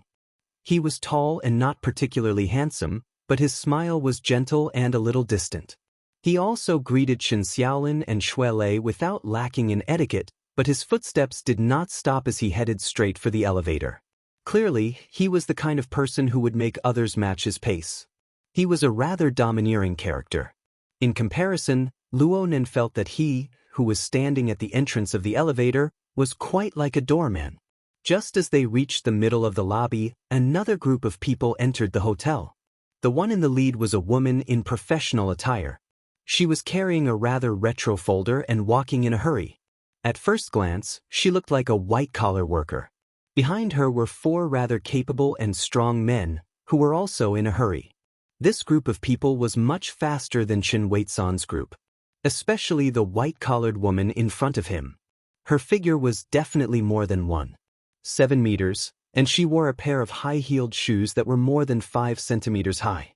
Although there was nothing special about her traditional suit and trousers, it matched her tall and slender figure.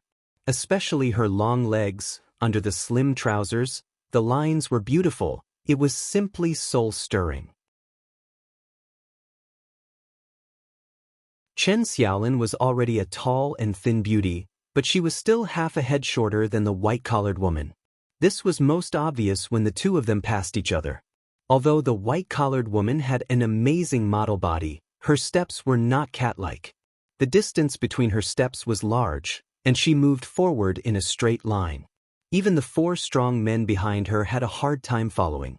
When he got closer, he could see that the appearance of this white-collared lady matched her figure perfectly. Her silhouette was clear and solid, like a sculpture, but there was a coldness that kept people away. In comparison, beauty was secondary.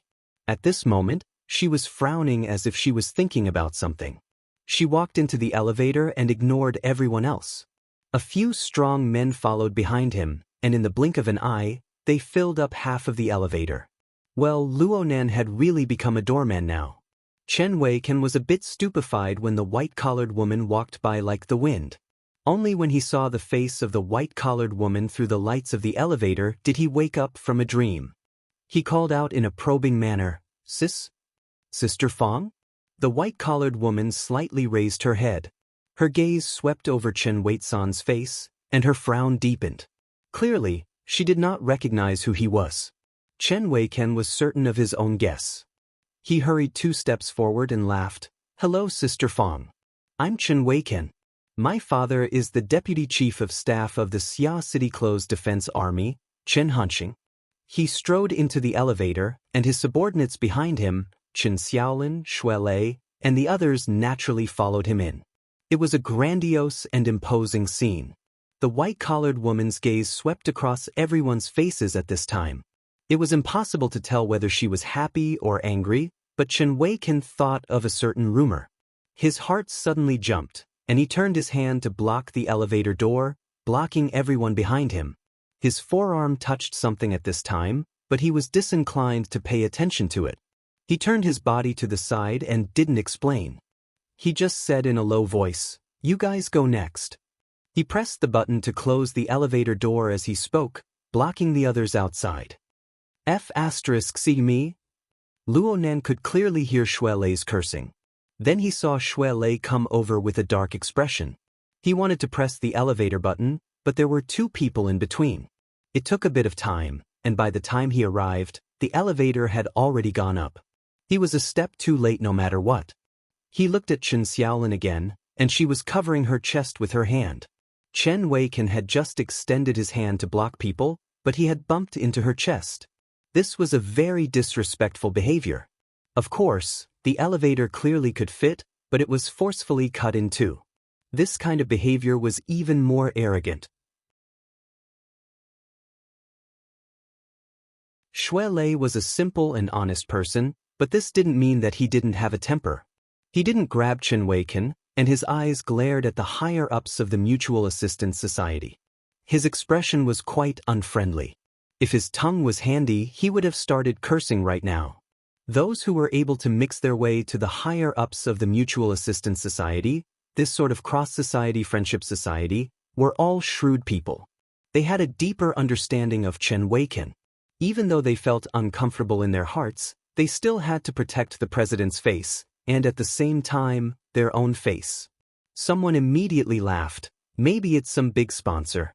Speaking of which, President Chen is really working hard. Is he going to use a pretty boy trick? Chen Xiaolin came back to her senses from the side. She pulled Shuelei and whispered, "He didn't do it on purpose. Just look at that woman. You can tell that she's not easy to mess with." Perhaps these words were all reasons, but from Shuelei's perspective, they were too fucking roundabout. There wasn't a bit of sincerity in the roundabout. They were all bullshit. He looked around at the group of people at the elevator entrance, including Chen Xiaolin.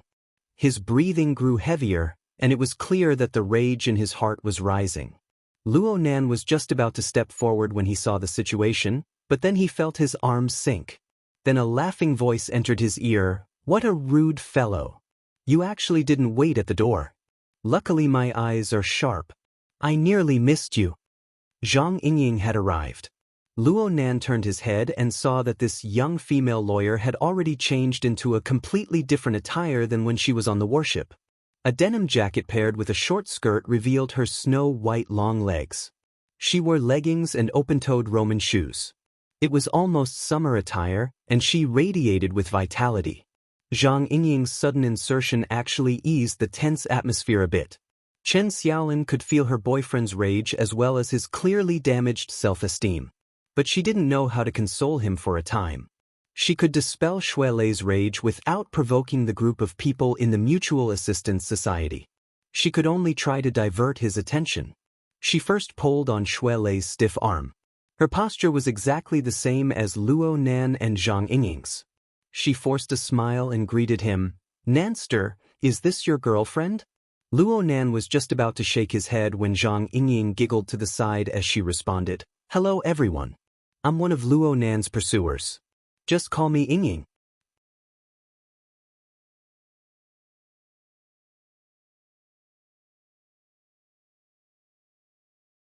Chapter 62. Genius in 1 second. Remember Love Go? Speak, Net, providing you with wonderful novels to read. Chen Xiaolin was confused by Zhang Yingying's completely unconventional words. Her current state of being laden with worries really wasn't suitable to deal with Zhang Yingying, who was quick-witted and ever-changing. Fortunately, the elevator on the other side arrived at this time. The higher-ups of the Mutual Assistance Association went over first. Chen Xiaolin tugged at Shui Lei, but she couldn't move him at all. The two were a bit stupefied. Luo Nan held Zhang Yingying's hand and lightly bumped into Shui Lei when they passed each other. Only then did the stiff atmosphere break. The group of people entered the elevator, but the atmosphere inside the elevator could be imagined. The only one who wasn't affected was Zhang Yingying. She pulled Luo Nan to the innermost part of the spacious elevator and intimately leaned against him. Her tall stature blocked everyone's line of sight. "Come, come, come. Lower your head." How could Luo Nan allow himself to be pinched by her? Zhang Yingying's hand moved quickly right when he was frowning. She reached out and pinched his earlobe, stuffing something into his ear. Soon, fine noises rang out. "What's this? A built-in earphone? Examiner. The exam question." "Okay. Actually, this toy is called the Hexaear. The name isn't important, and the function isn't important. The important thing is that it's your entrance exam question. It can be very easy, or it can be very difficult." Zhang Yingying lowered her hand and raised it again. This made Luo Nan understand that the answer to this question would determine his position in the professional society. "Oh, you guys are going to the 27th floor? There's a gathering? You're not paying attention, kid. Then the exam will end at the moment we arrive at the station. Do your best." "What the hell are you doing for no reason?" Luo Nan found it hard to remain calm. He looked at the floor display and saw that they had already reached the 15th floor. Moreover, it was freaking smooth. They didn't stop at all midway. They would arrive at the station in at most 10 seconds. How could Luo Nan have the time to think deeply? A trembling sound rang out on the mental plane. The heavily chained crow that was most worthy of his trust passed through his skull and swept past the foreign object in his ear. Without a doubt, the heavily chained crow was Luo Nan's highest achievement in his format. It was also the embodiment of his ultimate strength. As for the wraith sign that was transformed from a Darksider life form like the burning wraith, ability users should be more sensitive to it. Luo Nan instinctively avoided contact between the two. He didn't use the foremost position of the chain. At the same time, the external neuron maintained a state of readiness, ready to be connected at any time. After all, the first impression that this Hexaear gave him was that of a built-in earphone, like a special electronic product. If the results of the exam weren't ideal, he would have to take it even if he had to cheat. Luo Nan had to fight for his position in the professional society no matter what. This was because it represented his future. The flowing thoughts and judgments actually only took an instant. The heavily chained crow cut through the Hexaear and used its resolution-limited senses to roughly analyze the internal structure of this little thing. Sure enough, this was a precision electronic product. The highly integrated components made Luo Nan, this electronic noob, completely stupefied. However, there was a strange reaction that came back the moment the chain cut through. Luo Nan's mind naturally concentrated over. The fine noises by his ears were all blocked out. Only the reaction formed a series of electrical signals that stimulated the relevant regions of the nervous system. It transmitted a set of effective information in a form that could be understood by people. Oh, this form is quite familiar? Before Luo Nan could react, a gentle artificial voice rang by his ear. Number 5357. Welcome to the Xia City Wilderness Explorers Branch. At the same time, a translucent area opened up on Luo Nan's retina. A concise visual interface appeared. It was a traditional forum interface. It displayed that the registration had already been approved. He needed to fill in the relevant information. Luo Nan was no stranger to this sort of virtual interface. Many companies' light film products all had this sort of function. 2 hours ago, he had used the external neuron to have a similar experience. This was also done through telepathy. There was an instant when Luo Nan nearly believed that the external neuron was disobedient again. But soon he confirmed that the external neuron still maintained its original state. The hexaear was just using an extremely similar method to convert the electrical signals into the brain. Yes, it was extremely similar. Luo Nan reached out his hand to press against the icy cold metal wall. The rate of his heartbeat rapidly increased. This was, without a doubt, a brand new clue. A clue related to the external neuron. A clue related to that coward. He should have thought of this earlier. With his grandfather's research on the coward, he should have intersected with ability users to a certain extent. Oh my God. His decision to join the professional society was correct. Ding. An electronic notification sound rang out. The elevator had reached the 27th floor. Everyone else walked out, but Zhang Yingying stared at him with a face full of suspicion. Don't tell me you don't feel anything at all. If you're this disappointing, I'll just kick you down the stairs. Luo Nan was unwilling to let Zhang Yingying see his chaotic mood. He concealed it by lowering his head and walked straight out. Zhang Yingying followed him out of the elevator and said in shock, "It can't be. This doesn't make sense. My judgment shouldn't be wrong. This woman's buzzing was annoying." Luo Nan's already fuzzy train of thought was completely messed up. There were already, welcome to the society, and so on. Of course he wouldn't believe that he had failed the evaluation. He gave a cursory glance at the information-filling interface. The vast majority of the fields had drop-down options, probably to take into consideration the fuzzy nature of telepathy input. All he had to do was choose from among them. But aside from the basic age and gender, he had never seen most of the other fields. For example, the ability source flow column. There were 2 drop-down options. One was the talent flow, and the other was the system flow. What the hell? Luo Nan spoke in a bad mood. Am I the talent flow or the system flow? Of course it's the talent flow. Luo Nan's mind stirred and he confirmed the options. But he still felt that he didn't understand. What's the difference between the talent flow and the system flow? The talent flow is when one is born with a certain special ability. The system flow is when one relies on an existing cultivation system to undergo arduous tempering. Zhang Yingying's voice was a bit floaty, but Luo Nan had already decisively overturned her judgment before she could finish speaking. I'm the system flow. What a joke.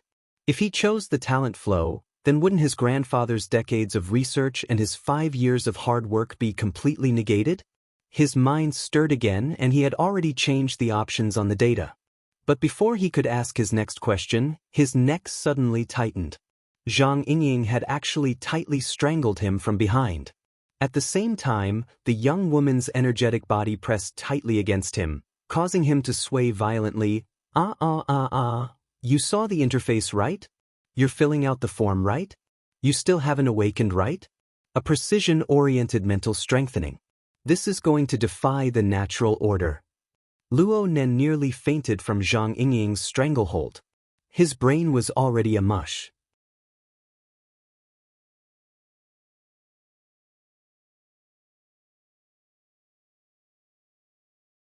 Chapter 63. Genius 1 second remember if you want to go? Speak, net, providing you with wonderful novels to read.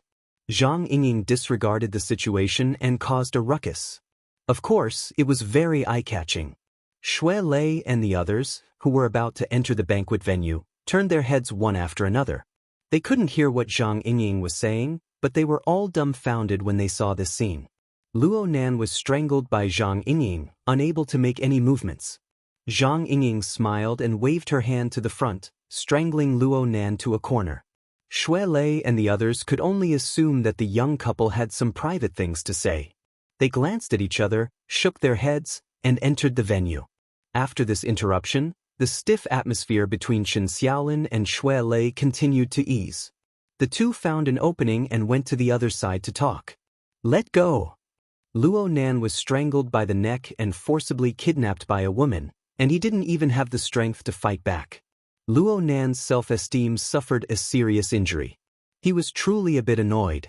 It was true that Zhang Yingying was a familiar person, but from his perspective, he and Zhang Yingying clearly weren't that familiar. Perhaps it was because she felt his mood, or perhaps it was because her own excitement had passed, but Zhang Yingying took the initiative to loosen her arm.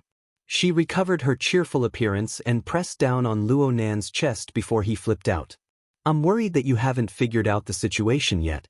Are you sure you came to participate in this cold dinner party? Luo Nan was speechless for a time, but the anger in his heart only increased. He took a deep breath. Then why did you follow me to the 27th floor? Because I had to make a choice. Zhang Yingying had a self-confident appearance. If you had no reaction at all to the hexa-ear, then I would have kicked you down the stairs to avoid losing face. Luo Nan sneered. Now that I have a reaction, you're going to strangle me? Hee hee, it was just an accident caused by a moment of excitement. Men can't be small. I'm happy for you. After all, it's really rare for an ability user candidate like you, who hasn't awakened yet, to be able to enter the psychic wave network the moment you touch the hexa-ear. Psychic wave network? It was unavoidable for Luo Nan's attention to be diverted.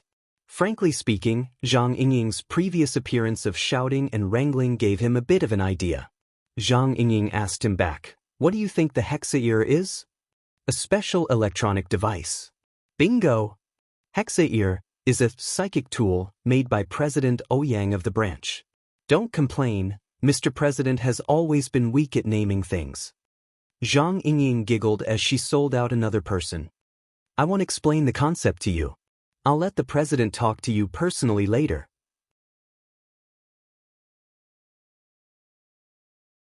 You only need to understand that the hexa-ear is a special communication tool. It has a total of 6 communication levels. The simplest one is the radio, which is a one-way transmission of psychic waves. As long as you are an ability user or have the talent of an ability user and can receive this special psychic wave, you will be considered qualified. Luo Nan thought of that gentle artificial voice, the one that says welcome to the club? By the way, you should have a serial number, right? What is it again? 5357. Okay, wait for me to add you as a friend. Zhang Yingying suddenly paused. She blinked and changed her mind. Why don't you add me to familiarize yourself with the operation? My number is 6166. Let me tell you by the way.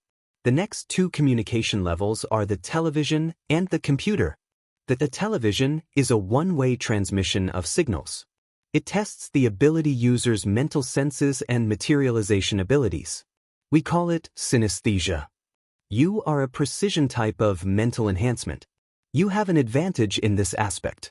And when you reach the computer level, you can realize human-computer interaction. Then you can use the special frequency set up by the society to achieve mutual communication between network users. In order to reach this level, you need to have a bit of mental interference with reality. This is normally the privilege of the awakened. But since you are a psychic, perhaps you have a talent bonus. I'm not a talent type. Luo Nan emphasized once more. He cared a great deal about this. He was certain that if he didn't have a breakthrough in the format and didn't form the heavily chained crow, then he absolutely wouldn't be a psychic. Perhaps he wasn't a psychic at all. Zhang Yingying spread her hands. Okay, up to you. But if you don't add me as a friend, then I'm going to doubt whether or not you really have the ability. Luo Nan's face was cold as he tried to add her as a friend according to Zhang Yingying's words. But there was still a problem before his eyes. Information. Who's going to fill out stuff like information? What if some guy who doesn't like you sees it? Wouldn't that be sending your neck to the blade of someone else? Zhang Yingying's face was full of disdain as she encouraged Luo Nan. Just skip it. Come, use telepathy to control it. Try adding me as a friend? Relax, the Hexa-Ear's fuzzy calculation ability is quite strong. As long as you have the ability, just think about it. Luo Nan saw the translucent interface before his eyes change amidst Zhang Yingying's gasp of surprise. It displayed, "You have already become a friend with 6,166. Then a furry squirrel jumped out and bowed towards him. On the other side, Zhang Yingying burst into laughter. Oh my god. You're using your school photo. So stupid. Even if you use a squirrel to act cute, there's still the word stupid in front of it. Luo Nan retorted sarcastically. But he also discovered that this was no different from the communication software on the market. He experimentally changed the effect of his display and soon a relevant modification interface popped up. Luo Nan thought for a bit and sent his visualization diagram up. The tetrahedron and its inscribed sphere spun in the dark void.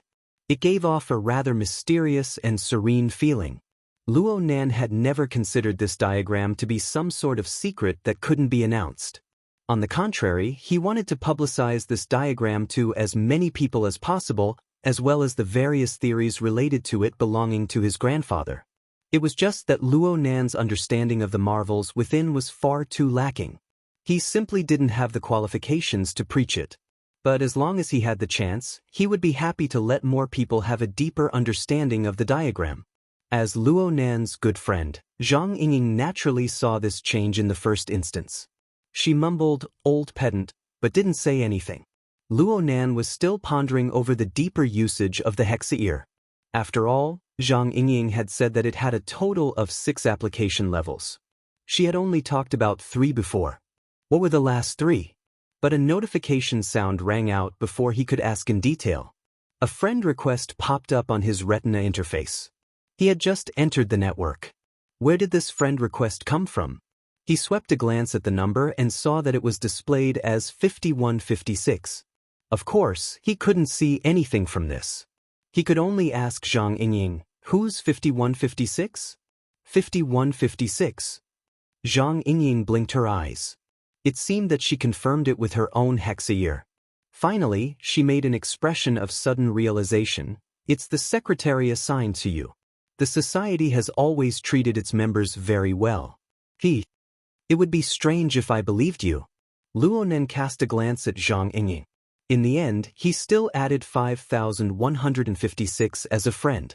Soon, a new request was sent over, but it was the wartime encrypted communication that made him speechless. He couldn't help but glance at Zhang Yingying. He suspected that this woman was setting up an ambush, but in the end, he still accepted the call. He had just accepted the request when a cold and clear female voice entered his ear. It was not the slightest bit sloppy. "Mr. Luo, I'm the temporary secretary arranged by the society, Fang Yuan. Which floor are you on? I'll come pick you up." Luo Nan hadn't come back to his senses yet when this secretary Fang spoke. "Please share your geographical location at the same time. This will facilitate wartime communications." Over. Had he returned to the era of the Third World War? You're tuning in to the Passion Pages YouTube channel. We're so grateful for your support, and don't forget to subscribe to join us on this incredible journey through captivating stories. Your generosity through donations truly makes a world of difference, as it's the primary source of revenue that allows me to expand and enhance this channel for you. Thank you from the bottom of my heart for being a part of this adventure.